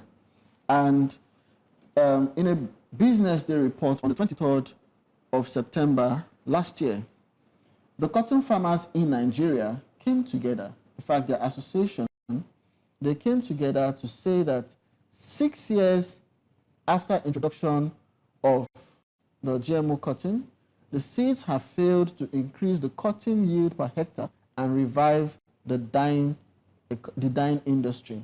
I spoke to this particular individual myself, the president of this association, and he said to me that when the thing started, they used to sell the seeds to them at 15,000 naira per kilogram. Now it's currently, as of last year when I spoke to him, it was 55,000 naira per kilogram. And he says it's now the big men that go into cotton farming. Who to plant on an acre is you need 4 kilograms. So that's 220,000 naira for just the seeds alone, which you're going to have to buy at the next planting season. And as little as 2 minutes Google search or whatever social media, whatever search engine you want to use, Yandex, DuckDuckGo, anyone, you would see that this same cotton, the same seed sellers in 2011 admitted the failure of their seeds. And this failure, this very company admitted it. And in India, you will see reports of more than 300,000 farmers that committed suicide because of GMO cotton. Yeah. And then you go to Burkina Faso, our neighbor not too far away, had the same experience, rejected it. It was giving them inferior lint. And one of the things they said in Burkina Faso was that, you know, after farming, after harvesting, all the stock, they cut it, leave it there for mulching, and so it decomposes and adds to the soil nutrients. And all. The stalks didn't decompose in Burkina Faso. It was just there. Mommy. So now, our cotton farmers came out last year to report the same thing, that the seeds are now very expensive, and also they reported a damage to the soil. That when we purchase the seeds, Musa said no other plant has been able to germinate on the farmlands where the GM seeds were planted, even after 4 years. Wow. So then the government has a responsibility to protect Nigerians. So now, here's the thing. Anybody can actually write this article. Anybody can. The association can come together, of which they did, to make this report on the internet. And it's out there, our own platforms, our own newspaper houses, local to us, indigenous to us. The question is this. No, not the question. In February 1st, I wrote a letter personally, and I took that letter myself to the NBMA office in Abuja, and I highlighted these concerns of the cotton farmers. And I said, based on these concerns, and I wrote, you know, the global trend with cotton, what has happened in other climates, and I said, you have to look into this. Months later, nothing has happened. So the question we want to now ask the NBMA is, after you saw this report, what have you done? Okay, in 10 seconds, is it, how many crops, I mean, is there as large an influx of GMO products in Nigeria? Because there are already speculations and controversies about, oh, I bought tomato and pepper, it was in my fridge for 2 months, it didn't get bad. So, you know, so how much of a concern is it now? So unregulated, what we know is that there are GMO cotton, cowpea, that's beans, and maize officially. But our borders, we don't know what's going on. We don't even have, I don't think NBMA is proactive enough to really assess the level of GMOs in Nigeria. And GMOs shouldn't also be mistaken for hybrids. There are certain hybrids that are seedless, but then again, they are just cousins. If you can't replant the hybrids, then it's as useless as the GMOs. For example, those seedless all grapes? those seedless stuff, they're all hybrids, and I mean, they're not natural. Sometimes you have to just, not even sometimes, you have to stay away from the hybrids, and we should also discourage having a lot of hybrids. We should have the regenerative seeds that we can always replant, and anybody can have food sovereignty. Our country will have food sovereignty, and anyone who plants, like the First Lady is encouraging the Every Home a Garden. I'm personally a part of that project. I encourage it, I support it.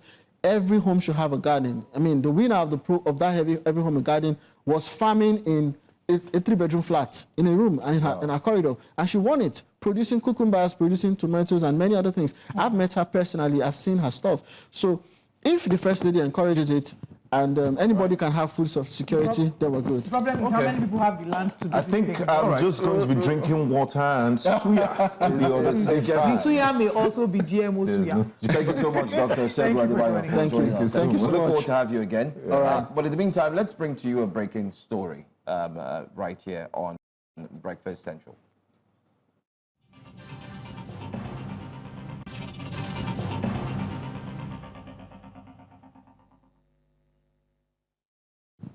Well, the breaking story that we do have here on News Central has to do with the fact that a former political stalwart, and talking about one who is well remembered, the late Chief MK Abiola's wife, otherwise known as Doyin, has passed away. Now, she died at the age of 82. That's the breaking story that we do have. But we'll bring to you more details on the life and times of a woman that many will always remember, especially during the times of the former presidential candidate here in Nigeria. Stay with us. When we come back here on Breakfast Central, we'll take a look at Nigeria's sporting sector. There's a lot to talk about, aside from the victory from the girls. All right, welcome back. Well, let's quickly also tell you that breaking news, wife of late Chief MK Abiola, otherwise known as Doyin Abiola, has passed on. Now, just in case you do not know, she was the former managing director and publisher of National Concord and was the first Nigerian woman to be an editor of a Nigerian daily newspaper. Our hearts go out to the family, and we'll bring to you more updates on that. We're talking about women now. Let's go straight to Nigeria's women athletes who have recently dominated African sports, winning major titles in basketball and, of course, football. That's right. Nigeria's the Tigers secured their 5th consecutive women's AfroBasket title, while the Super Falcons clinched their 10th Women's Africa Cup of Nations WAFCON title after defeating the host nation, Morocco. Despite these continental victories, players grapple with issues such as lack of appropriate league structure, unpaid bonuses, unequal compensation compared to male counterparts, and more. Super Falcon players were notably silent on pay-related questions during their celebratory return to Abuja last month, highlighting a culture of fears of speaking up among athletes. Both football and basketball teams reportedly rely on inconsistent match bonuses and training camp allowances, with federations often denying wrongdoing.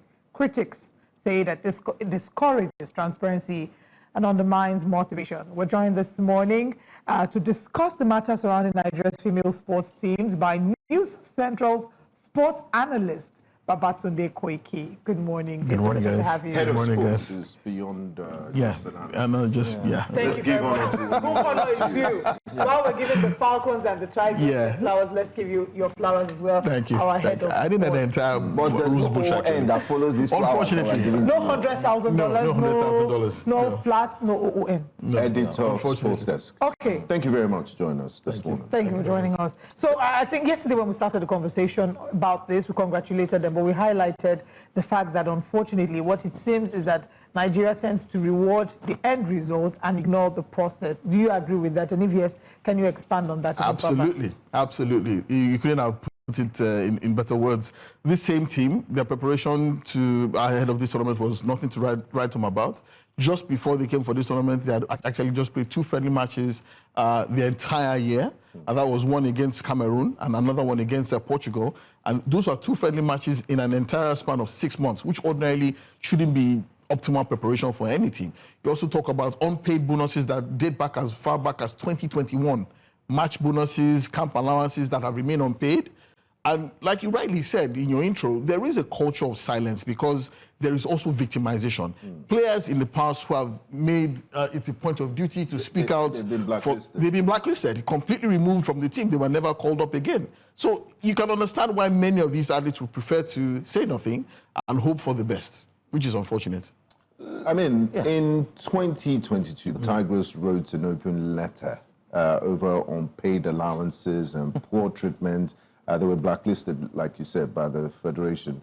What does that say about the sports ministry and federations? And is this monetary gift and the largesse that was showered on them, is it a sort of sports washing away from, is it a distraction from the issues at hand? Do you think the government should have holistically looked at the bigger picture that will benefit the whole country and the whole sporting ecosystem? I totally agree. Now, it's interesting that you should say that because just last year, I did a report on the National Stadium, Surulere, the complete collapse and dilapidated nature of that particular edifice. It has remained abandoned for the last almost 2 decades now. Everything is wrong with it. The pitch is gone, the stands are gone, the roof is gone, the floodlights, one of them came crashing down during the windstorm. They had to remove the other 3. It just goes to show you that we just pay lip service to the things that truly matter, the things that matter on the road to true success. And like you rightly said, it's sports washing because everybody's really, really happy to wheel out the chair, the celebratory notes and say, hey, oh, red carpet. we are happy to do this, but nobody ever really investigates how this was achieved. And it's the same not only for basketball, but also for every single sport you can think of. Football, boxing, tennis, table tennis, weightlifting. I mean, some of these athletes train in some of the most Spartan conditions imaginable. And the issue here really is, we have a very flawed reward system in Nigeria. You look at athletes who... Flawed? Yeah. Didn't they just collect $100,000? Hold on. A lot of people are asking this because these athletes played 5 games. 5 games, they were unbeaten and they won the championship. Fantastic. They won $100,000 for their efforts, also got OONs and also got 3-bedroom flats. You ask yourself, what about servicemen? People who put their lives on the line every day in, day out for Nigeria, in Sambisa Forest, in different theaters of war, do they get the same kind of recognition? What about policemen? We saw the other day policemen were, agitating for better welfare for retired policemen. The soldiers also protesting the other day. You also look at ex-governors and politicians who also allocate king's ransoms to themselves when they retire. I mean, you have like 6 cars every 3 years, a house in Abuja, a house in Lagos, you get furniture allowance, you get 300% of your salary. It's a very flawed reward system. And you look at this and you wonder, how is this sustainable? Good question. It's a big one. But I do recall, I mean, just off the mention, myself and Tunde used to work in the sports. We've been doing sports for decades. I can remember from decades time memorial. I can remember from Where's the Money, from the likes of the Kashimawola Local who put their life on the line in the football academy. Remember, we could go in and mention names of sports persons where they've given all to the country and yet they get promises, but it never happens. While we're talking about this, I also mentioned one very critical condition, which I think we've also covered years ago, the basketball league. Because of its defunct process, they now have to take some teams and then form a little competition, which, of course, you have to cover. Now we're celebrating victory for the girls. What happens to the league? If you go to the National Stadium, now I'm sure we have some young girls whose hope and aspirations are, I want to be the future Leicester, I want to be the future ABC and so on, but nothing is happening. Do you think that a hope will come for these ones, especially looking at the fact that they've seen their girls, senior girls, receive this kind of money? So that's the thing. Is there hope for them? When you see this kind of reward system for many of these athletes, that's where the belief that joy is coming is planted into their minds, because they see what these people have achieved on the back of so little investment, so little support, in spite of everything. And that is why they continue to have hope. You talk about the Nigerian Basketball League, both for men and women. It's absolutely nonsense. Both of them are not exactly competitive. They're not the very best that you can have or you should have. And that is why you see that 8 of the 12 players on that the Tigers team are foreigners. But I wouldn't say foreigners, but they're Nigerian Americans. Yeah. At least 8 of them of that roster are Nigerians who are born and raised in the diaspora. Because if you were to pick entirely from a Nigerian, they'll be beaten black and blue. They'll be beaten like a talking drum. Not because they don't have the quality, but because the facilities are not the best, the coaching is not the best, the reward system and support system is not the best. How do you expect to harvest fresh fish from polluted waters? Okay, now you've also raised very key points. First of all, talking about the fact that these athletes are not able to speak about the challenges they go through because they do not want to be blacklisted. Very true. So where does the bulk of the responsibility lie? Who are the ones that are meant to speak out? What are the areas? You've talked about the national sports. Was it the stadium you mentioned? Yeah, that was dilapidated? National Stadium. So on whose shoulder, which sectors, who are the players, Sports administrators, the administrators, the stakeholders that need to be held responsible if we are going to see a turnaround in Nigeria's sports sector? Well, hold your thoughts. We have a quick break, and when we come back, you would answer that question. You're welcome back to Breakfast Central here on News Central Television, and we're x-raying sports administration in Nigeria in the wake of the success of the Falcons and also the Tigress winning the AfroBasket. And we have with us editor sports team at News Central, Mr. Babatunde Koiki. Interesting conversation we've had so far. Olive asked a question before we went on the break.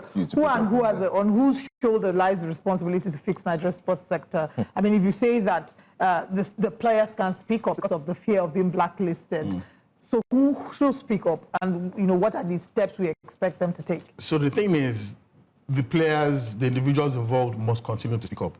We cannot continue a culture of silence because I think it was Wale Soyinka who says a man died in every man who keeps quiet in the face of tyranny. We must always continue to speak up and speak the truth, confront the establishment when they are not doing things right. It's very important, very imperative that players' voices and coaches must not be silenced. Having said that, the authorities also need to do better. There's so much that they need to be up and doing in order to change the fortunes of Nigerian sports. The Ministry of Sports used to have, I think, was a 35 billion naira budget, but now it's been quadrupled. I think their budget now is almost 300 million or 400 million now. So there is much more money to do more things. But the question is, are they doing the things that they're supposed to be doing? A lot of these athletes and a lot of these sports still require support, training grants for individual athletes as well, proper preparation for team sports. Are these being done? We just like to, like I said, we like the flash. We like when they win and everybody comes out to celebrate. But what was done in the process to getting where they are? That is the key question. I mean, this problem didn't just start now. No, way back in the military regime, I remember Chief MK Abiola, the late Chief MK Abiola, at some point had to drive a bus to move one of the teams that was playing continental club sites in Congo. It was his club. Yes, Abiola. And it was Pillar of Sports. He used to come in where there was monetary shortfall. Westerhoff had to go and those talk were administrators who are selfless, who are willing to do over and beyond what was Westerhoff necessary. had to find a way to get to Abacha directly through Augustus Ikomo. He cut through the red tape. To cut through the red tape to get funding. What's the global best practice for sports administration? Because it cuts across board. Even the golden child that is football that we all celebrate is still suffering from its own issues. This is highly dysfunctional. It's been going on for years. What do we need to do to break this cycle? First and foremost, you have to really decide the place of sports in the Nigerian system. People still see sports as play, something just to keep the people distracted. People don't see it as the multi-billion-dollar business that it can be. I'll give you a case in point. When Nigeria went to play against Rwanda in the FIFA World Cup qualifier just a few months ago, Nigerians flew in from all across the world to Rwanda, to Kigali, to watch that match. Interestingly, they were selling executive boxes for $2,500. Nigerians bought it out. When people saw that, look, these people are buying out everything, they jacked the price up to $4,000. Nigeria still bought it out. Imagine if you had a proper economy, sports economy, where you had a very solid, very competitive team. You had an excellent stadium with the kind of facilities that can attract visitors from worldwide. People actually put it on their calendar and say, look, Nigeria is playing at home on the 25th of July. I'm going to be there. I'm not available. Imagine the kind of returns that you will have. It's a domino effect. But these people do not see it for what it is. Because I honestly believe they don't have the capacity. Look at, well, you can say that Saudi Arabia have the bottomless pockets, and they can basically do anything that they want. But the thing about it is that they are very deliberate about what they're doing. They understand that oil is finite, and they must now start moving their economy beyond oil. We don't recognize that yet, and that is where the problem lies. If we do have, Nigeria is well located, right center in our house of Africa, 6 hours away from Europe. Yeah, and you're not even talking about the population. The population. But your patience. You have to give it to us. But you have we to want to match host F1. Yes, but that was earlier 2028. Let me also actually ask. There's this conversation that ex-international should actually come and run the various sporting codes, because it seems like politicians have lynched their fingers. Your ex-internationals are running sports clubs and sports commissions. We had 4 former Super Eagles coaches who handled the Super Eagles. How well did they do? Stephen Keshi, the late Stephen Keshi did very well. He's an outlier. Anybody else? He did very well. Anybody else? Let's give it. That's the problem. Look, you must. It's one thing to be an ex-international. Well, you must also be qualified to do so. You must have administrative experience. You must also have the proper grounding. It's one thing to be a player, it's another thing to be an administrator. And that is where we get it twisted. Oh, he's a former international, we should give him the job. No, it doesn't work like that. You mentioned Kanu Nwankwo.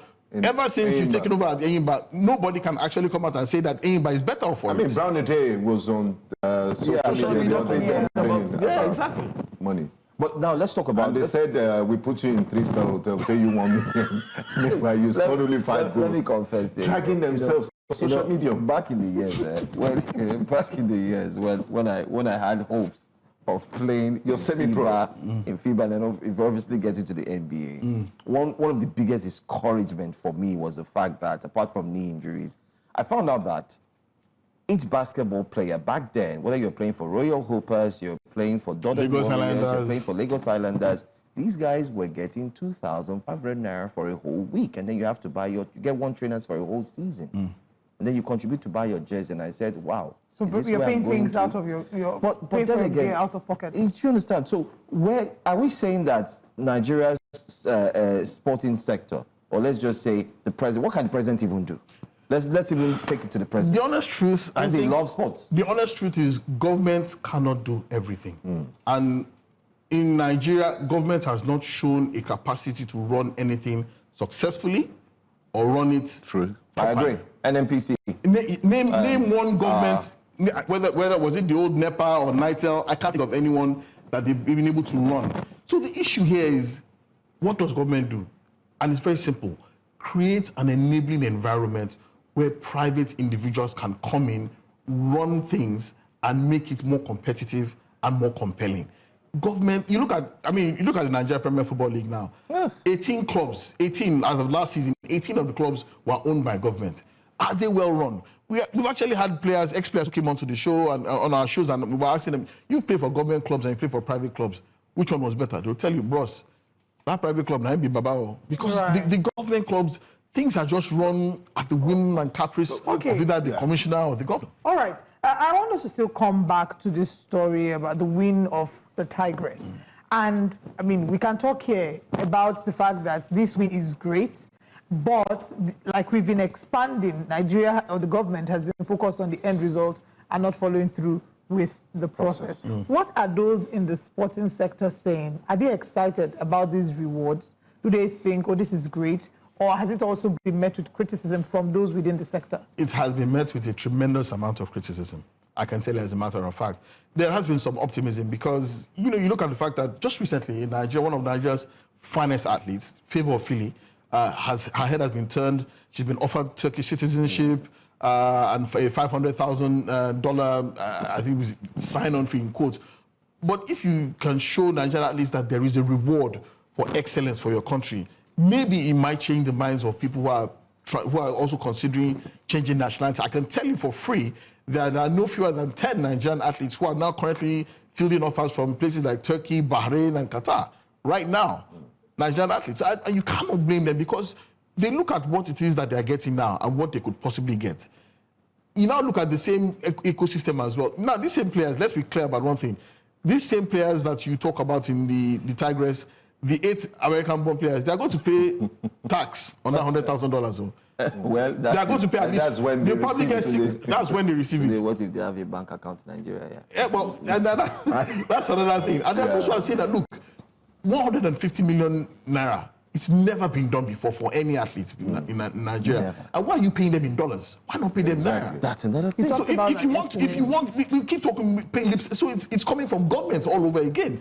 We keep paying lip service to building Nigeria, growing the naira, buy Nigeria. Look, if I pay you 150 million naira, I want to turn it into dollars. That's your business. Go and meet the Bureau de Change Bank. But giving them dollars also does not exactly send out the right signal as well. So there's so many issues that I believe government can still handle and should handle. Now, let's look at some of the positives that we've witnessed in sports administration and sports in general in Nigeria in the last few years. There's a private-run club. I mean, they fly their players to games. They don't have to drive away from football club. They don't have to, not nightclub.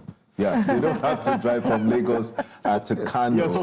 They've set the standard that, look, these things can be done. They have a growing fan base. And they emerge as league winners. Yeah. Can you tell us the Remo Stars story and how that could be an outlier to spur other individuals and investors into going into the sports industry, invested? Now, the Remo Stars story is an amazing one. This is a club that's owned by a very wealthy individual. His name is Kule Shoname.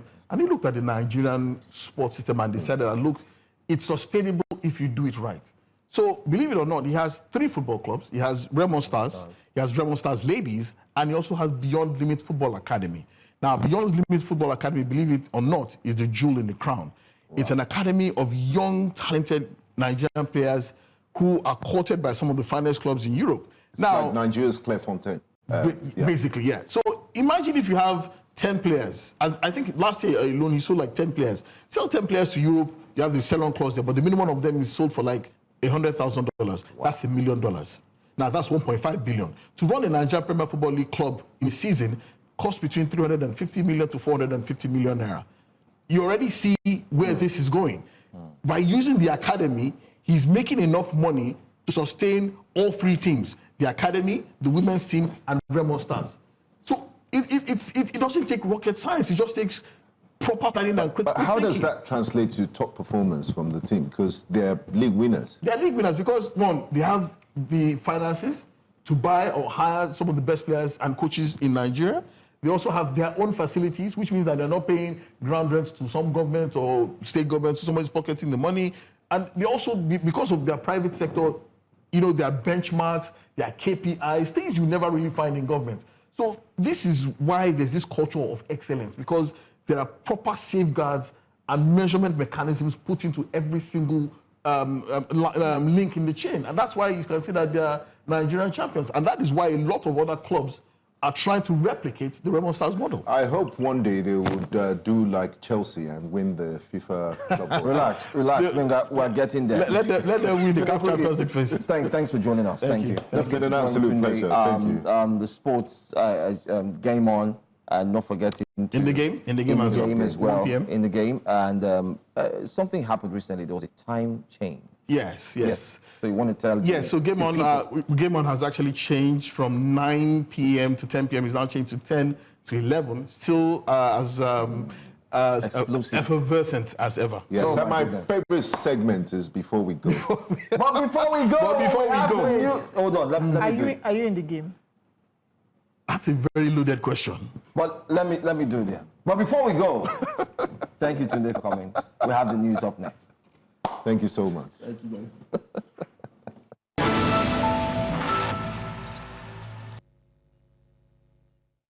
Welcome to Breakfast Headlines. And now we begin by telling you that the Lagos State government has issued a fresh warning to residents living in low-lying areas across Lekki, Ikorodu, and Ajegunle to relocate immediately to higher ground as more flooding is expected due to intensified rainfall this season. The Commissioner for Environment and Water Resources, Tokunbo Wahab, made this known in a televised interview in Lagos. He advised vulnerable communities to act now to avoid avoidable disasters as the rains intensify.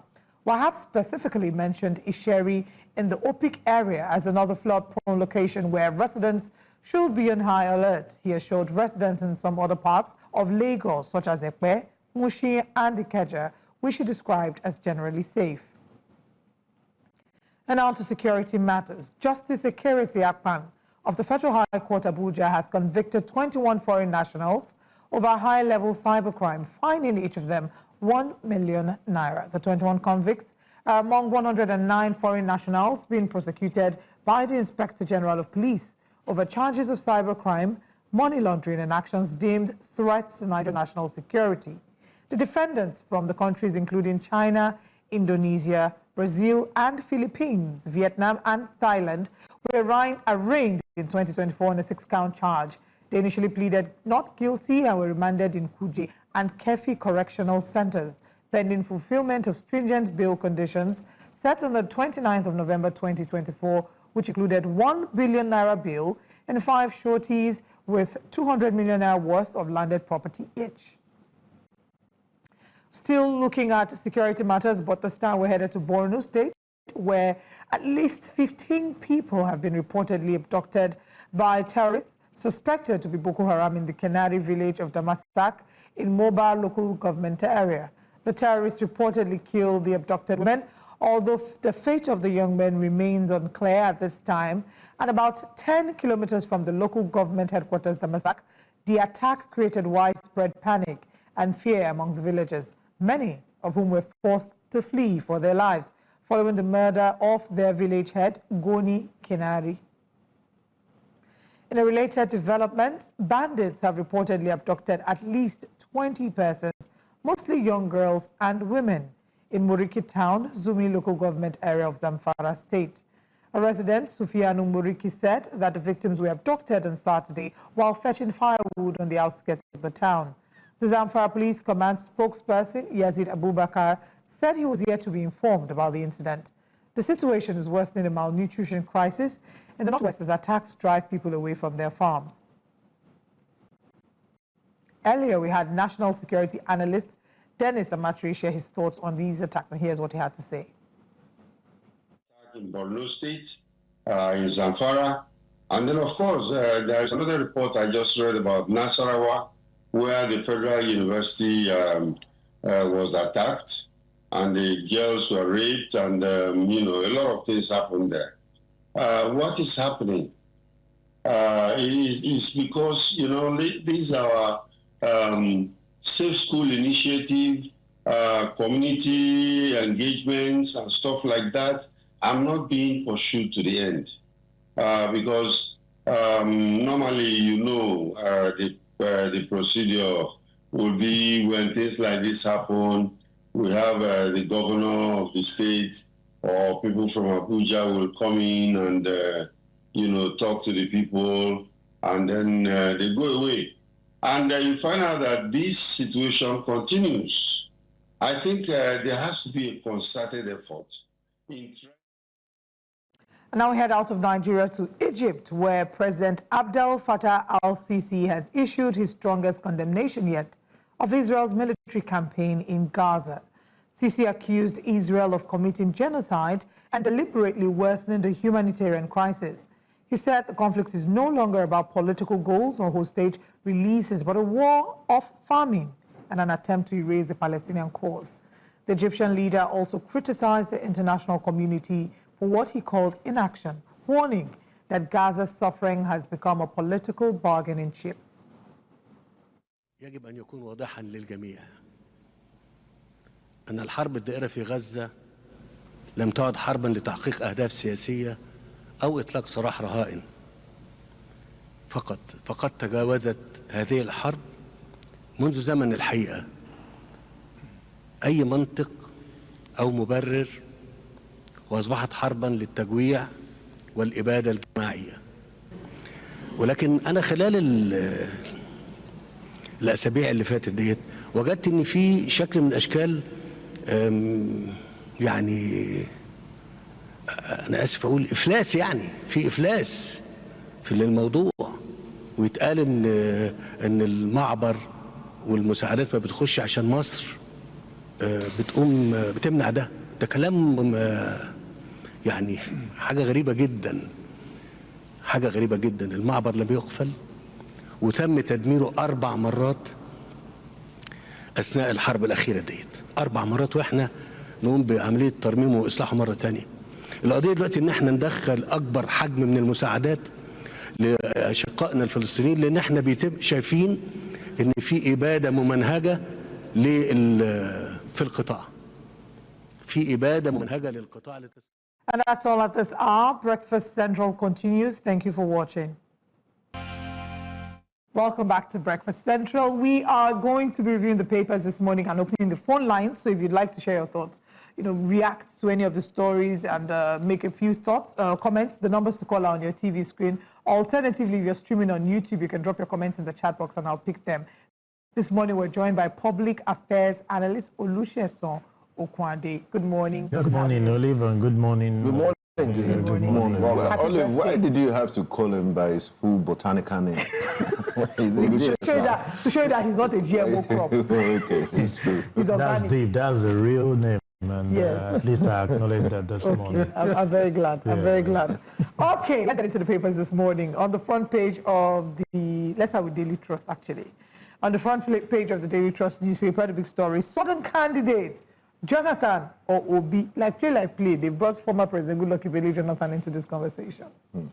And you can see here, murder, 5 children killed in Katsina building collapse. How 3 Yobe teenagers emerged victorious in world competitions. We talked about one of them today. Sudan hit by world's worst hunger crisis, according to the UN. 22 persons killed in Niger auto crash. Sad. Zamfara bandits abduct 150 persons in 4 days. See the way they are moving people like container. In 4 days, 150 people. I mean, kudos to the Daily Trust. They're not They are afraid always sharing. to put these stories there, because, I mean, these are people's lives, and it's important that we speak about them. It's really sad, but we move on like, nothing is happening. Exactly. I mean, if you check the other papers we are looking at today, none of them has this Zamfara story. None. Only the Daily Trust. Anyway, we'll come back to that.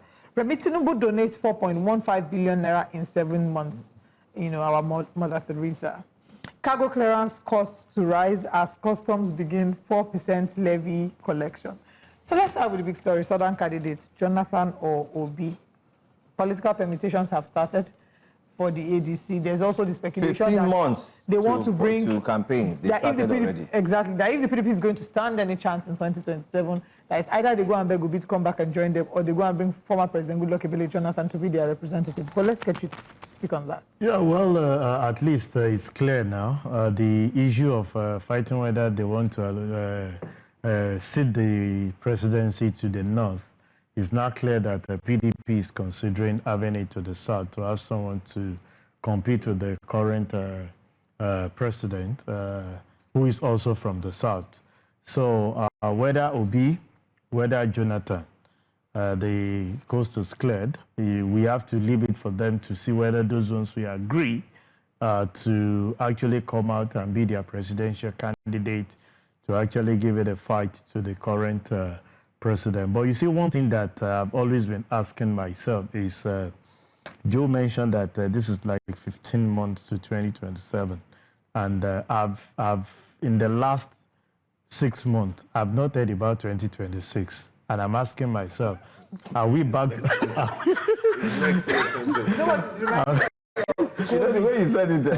The way COVID period, people say, amen, that year went by in a blur, so I'm not counting that year. It feels like that's what's happening. It's like, if 2026 were to be in person, Yeah. he will be shouting, I'm here now. Hello, I'm here. Look at me. Because you wake up every day and it's about 2027, 2020. And I'm like, is it going to be double promotion for us as if we are in school? January 1st next year is January 1st, 2027. Yeah, Because the only information, and I stand to be, a lot of us are in the space, the only information I've heard, it's about January 1st, the implementation of the new sign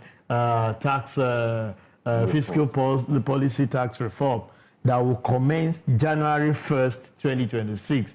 And I'm like, it's just going to be January 1st, 2026, and the next day will be January 1st, 2026.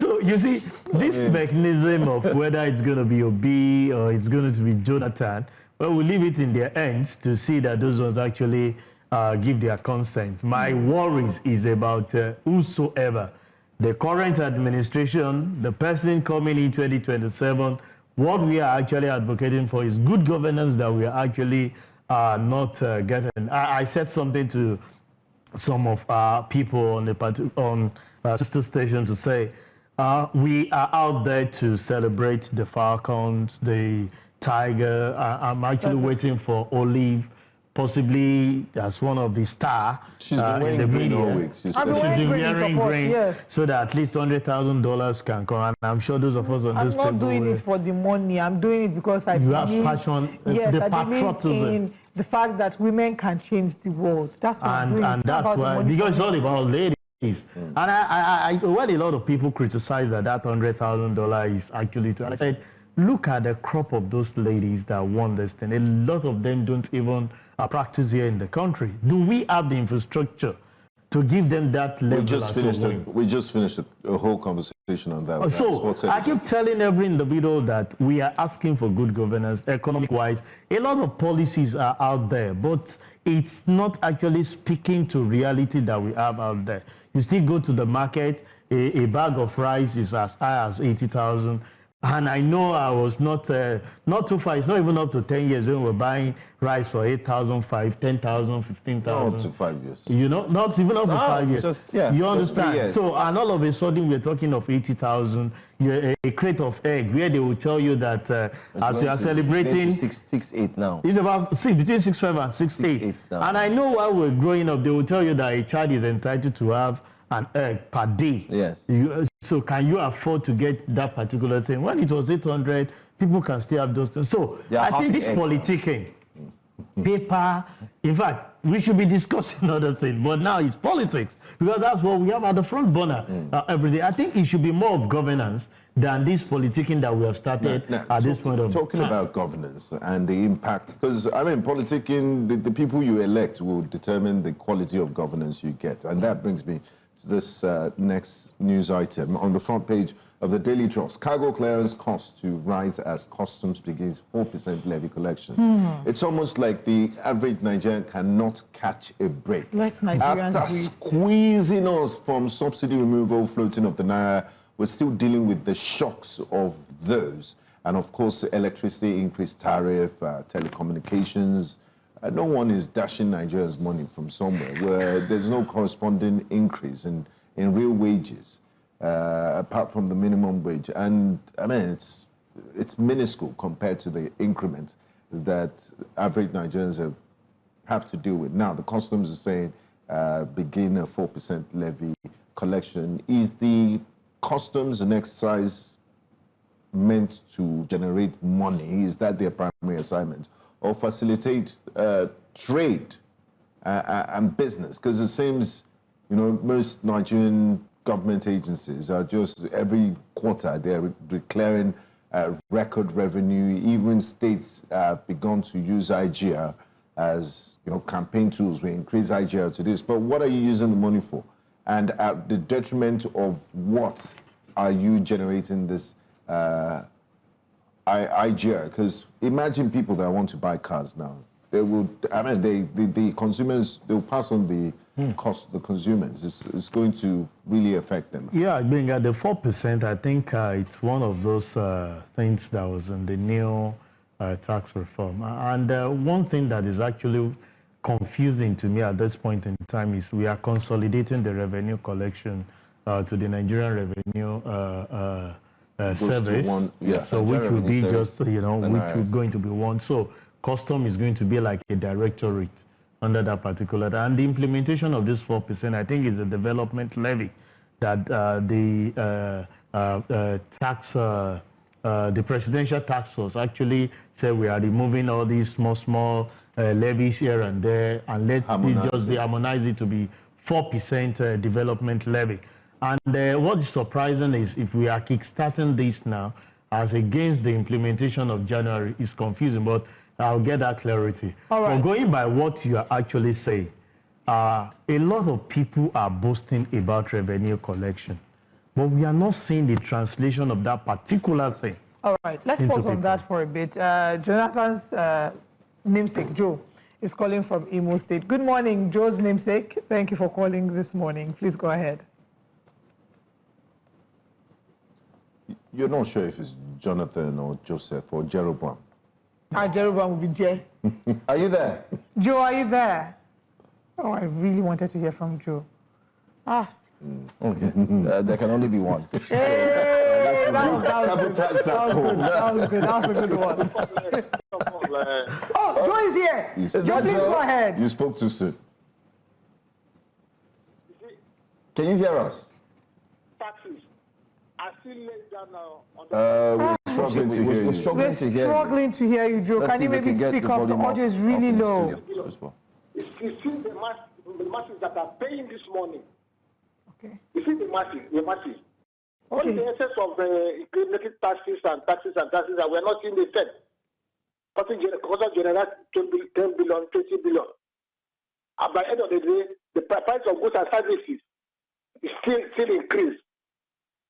On the OB and the PDP, LP, Labour Party issue, I would have advised that LP, Labour Party, and the PDP come together and have OB as their presidential candidate.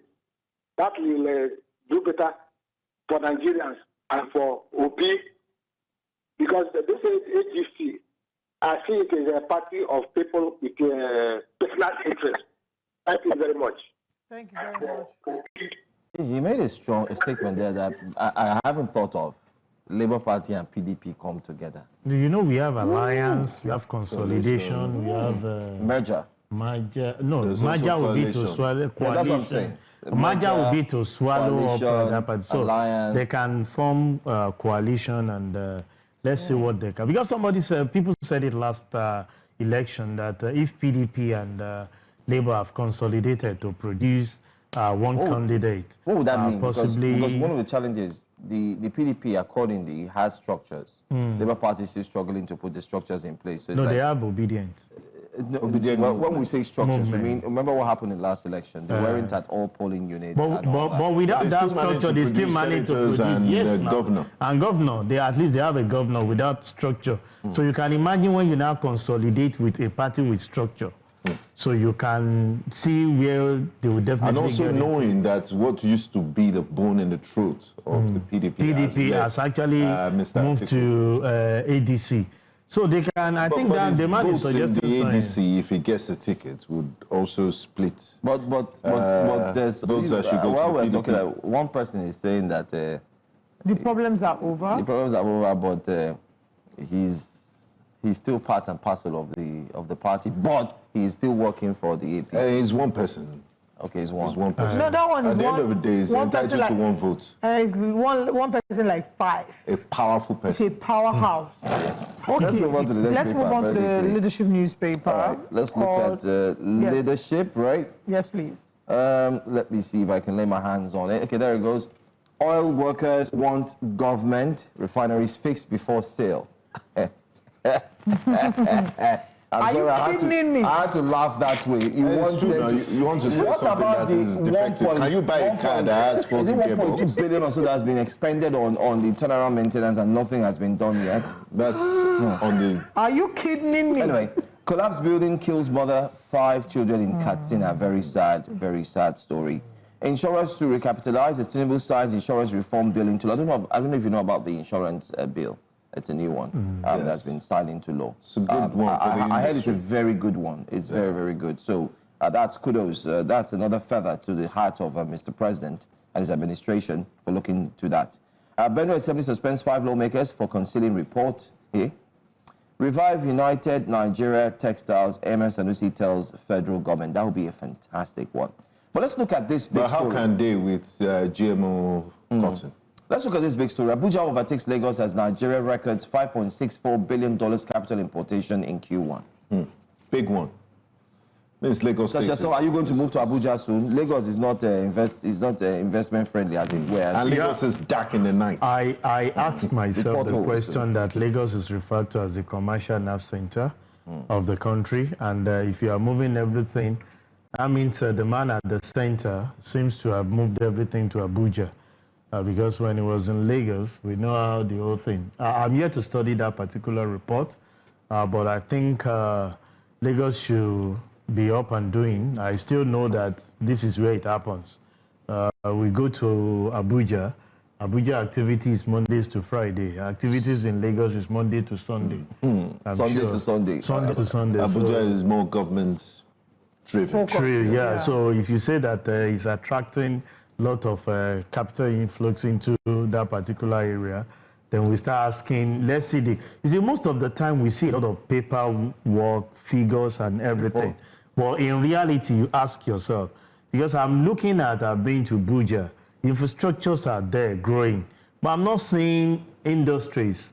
Have you been to Lagos-Ibadan Expressway recently?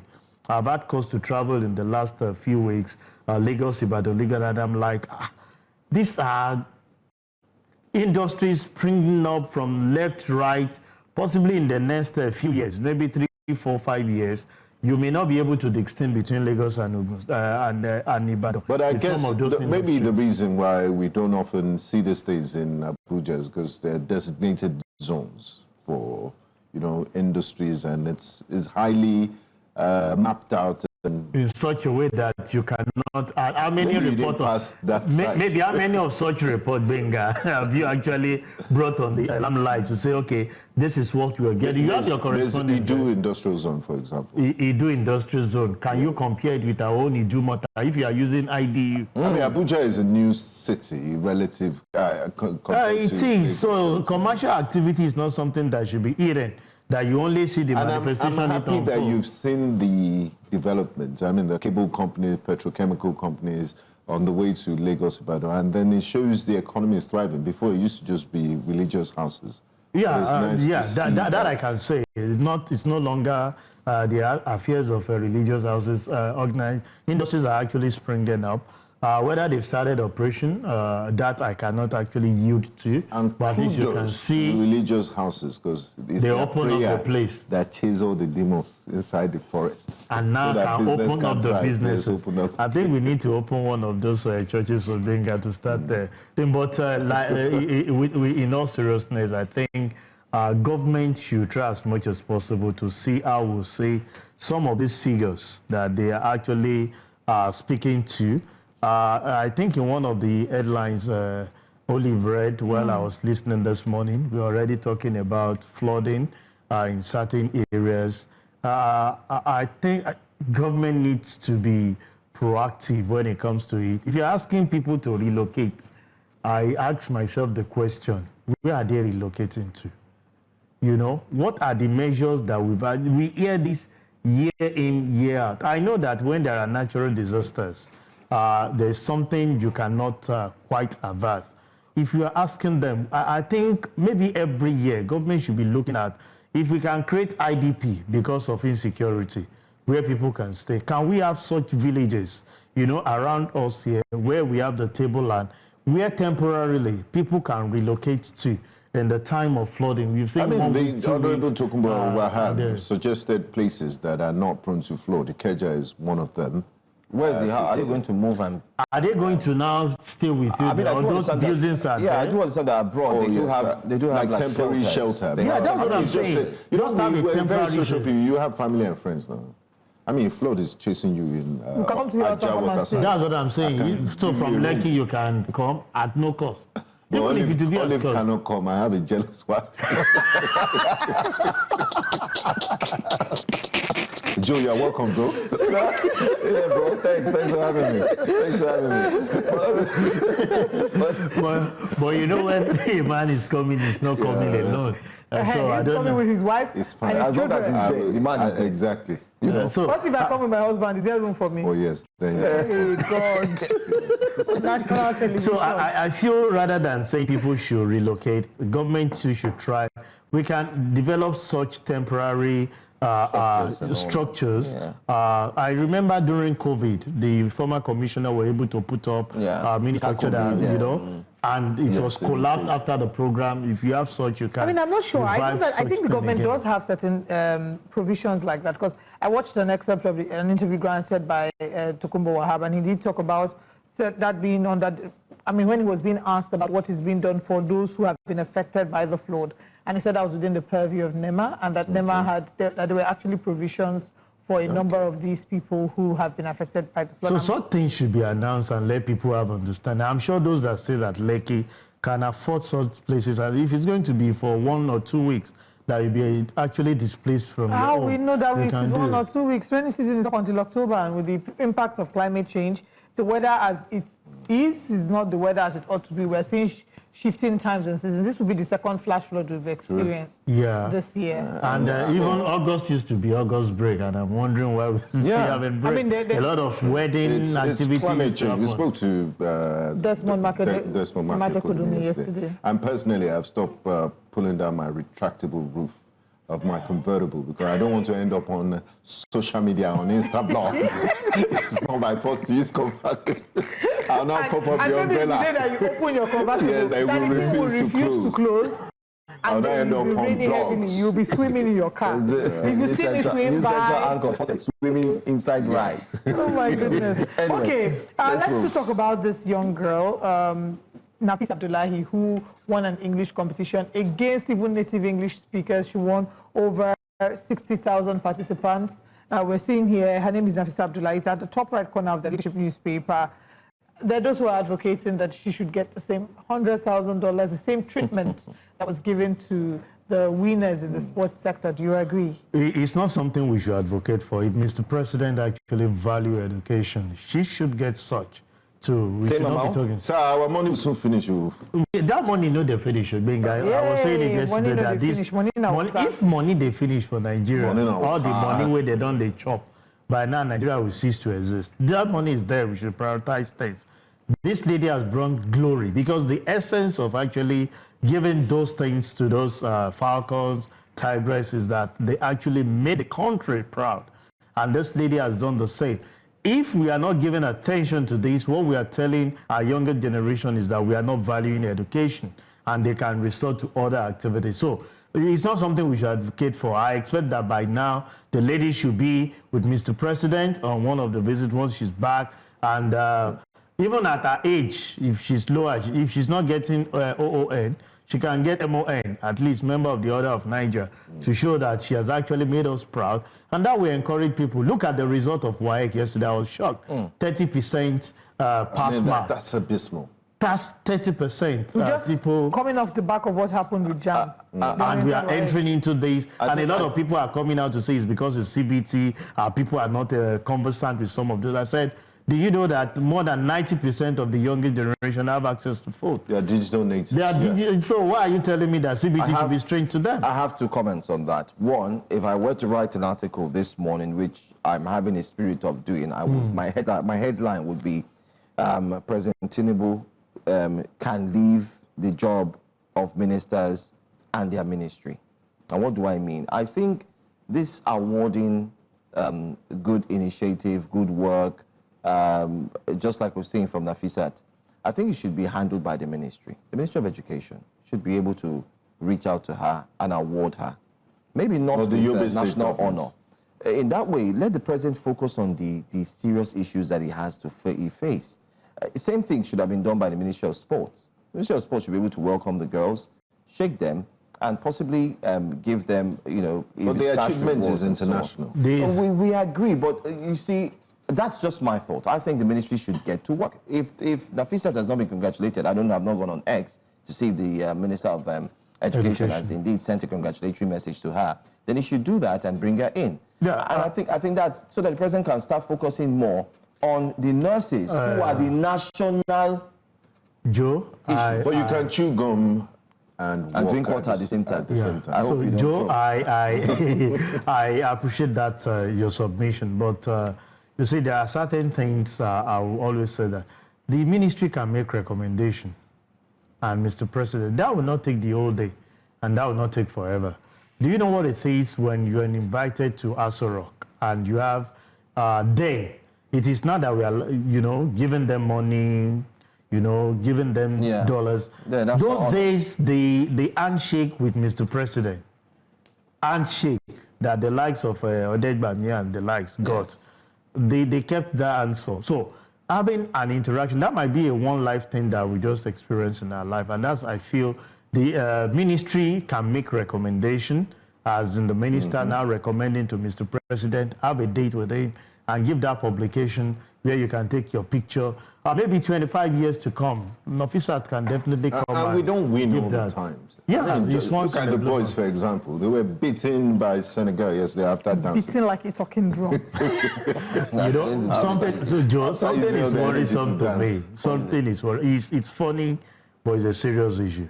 The level at which the ladies are taking over, it's quite disturbing to me as a Why guy. is it disturbing to you? I mean, Joe, we should watch our back. We should watch us. Even all I was she might go and meet management that I can do it alone. and the rest of these guys should just leave. I don't understand what you both, what you three are saying, but hold on. Let's talk to Uche from Abia State. Good morning, Uche. Men supporting me. Good morning. Please go ahead. Your voice is a bit low, so can you please protect? This issue of WAEC. Okay.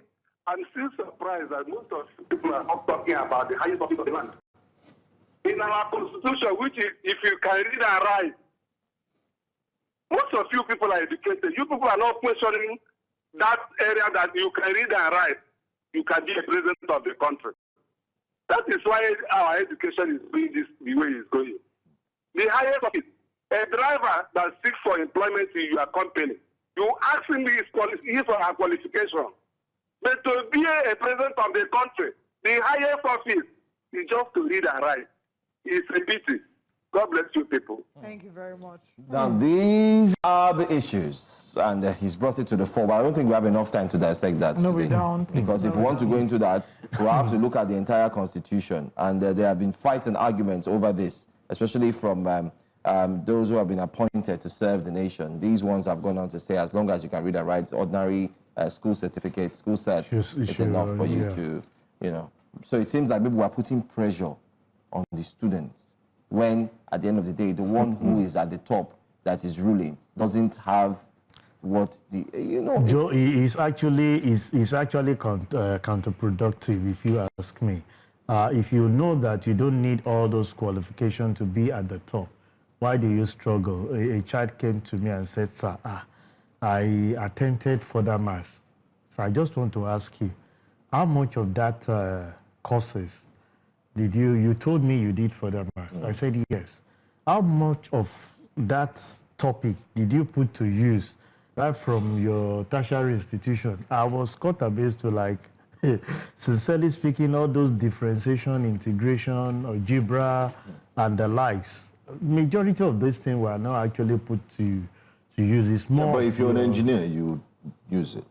Those engineering, but people that are not in engineering that were in science classes, actually, I think part of the things is we should have counselors that will guide people when they're actually picking some of these subjects to actually do, so that it will be an easy way. Like in biology, I drew cockroach. I don't know what I'm using cockroach to do in journalism now. I can identify a cockroach. I don't need to draw it. And those days they will tell you that when you are in art class, you need to have one science course, and I asked of the relevance of some of those things. Intro-tech. That had the majority of the most wicked teachers. We were doing sawmill. I cut my thumb a few times. Instead of it to be introduction to ICT, we should have been coding. We were doing carpentry work. Well, we still need some of those carpentry work. But I feel we should review some of those curriculum to align with the current trends that are happening out there. And I keep saying it, that our educational sector needs a complete revamp. But let's go to the Daily Times now. The Daily Times, let's do the Daily Times very quickly. Court convicts 21 foreigners for hacking. Orders deportation. Page 2, you find that story there. Great news. And I like that the Air Force, but the law enforcement agents, because some of these foreigners are giving Nigeria a bad name. The IP address will be reading Nigeria. They won't know that it's somebody from another country. Imagine that is doing it. I mean, I know Mr. Lucius understands what you mean by that. in terms of looking at what it will cost for the image of Nigeria? Well, my issue is not, it's a good initiative, at least. It's not only Nigerians that have been deported back from other countries. We too can deport people back to their country. But do we have it tight-fitted in such a way that these people won't find their way back into the country?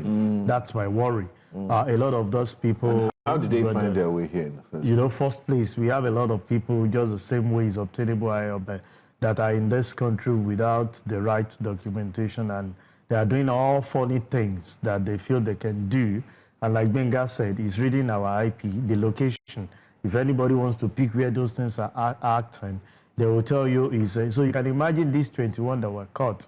I'm sure they've reproduced more than 21 on their path that are doing the same thing as far as this country. So people will say, be careful of Nigeria. You have so many fraudsters. You have so many people who are committing cybercrime in that country, not knowing that it's the same set of people that we are importing into our country that are actually perpetrating this. It's a good one, but I just feel that the agency concerned should monitor it properly, because a lot of people will go out. The next minute they are coming, they change their name and come with different name and still commit that same crime without anybody. Change location, change everything they have to do, and start committing the same crime which they were actually deported for. Okay, I think that does bulletin for today. I don't believe that there's any story we haven't touched yet. Yeah, there is. There is. Which of them? On the Daily Times, there's a story there. Police arrest 211 suspects in Delta, recover 8.5 million ransom and firearms. Hey, yes, I think that's it. Yeah. That's a good one. I saw that story yesterday and I uploaded the police. And I think Well we done. need to start building more, better and bigger detention facilities, because it seems crime rate is going up, and you need a proper place to also keep all those people. And we also need to find a way to, channel some of this prison, make them work for their money, some of the inmates. So while they're serving their time, they're working on plantations and maybe doing educational courses and all of that. Just being convicted should not be the end to their life. They could be put to very productive use. Yeah, I was about saying that most of our correctional facilities, we need to start. I remember, was it Fashola or Ambode during the regime as governor of Lagos? We had spaces at Ekpe where some of those miscreants were actually, when they pick you, you go there for field agricultural stuff and the likes. I think we should start making... That is the solution to cleaning Lagos and so other you states put out them of to use and miscreants. earn good That is quality it. Let to them some of those get them things. into agriculture, mining, whatever. Just put them there. Well, I don't know. This will continue. These conversations will continue. We'll be back again same time tomorrow. I want to say thank you very much for joining us.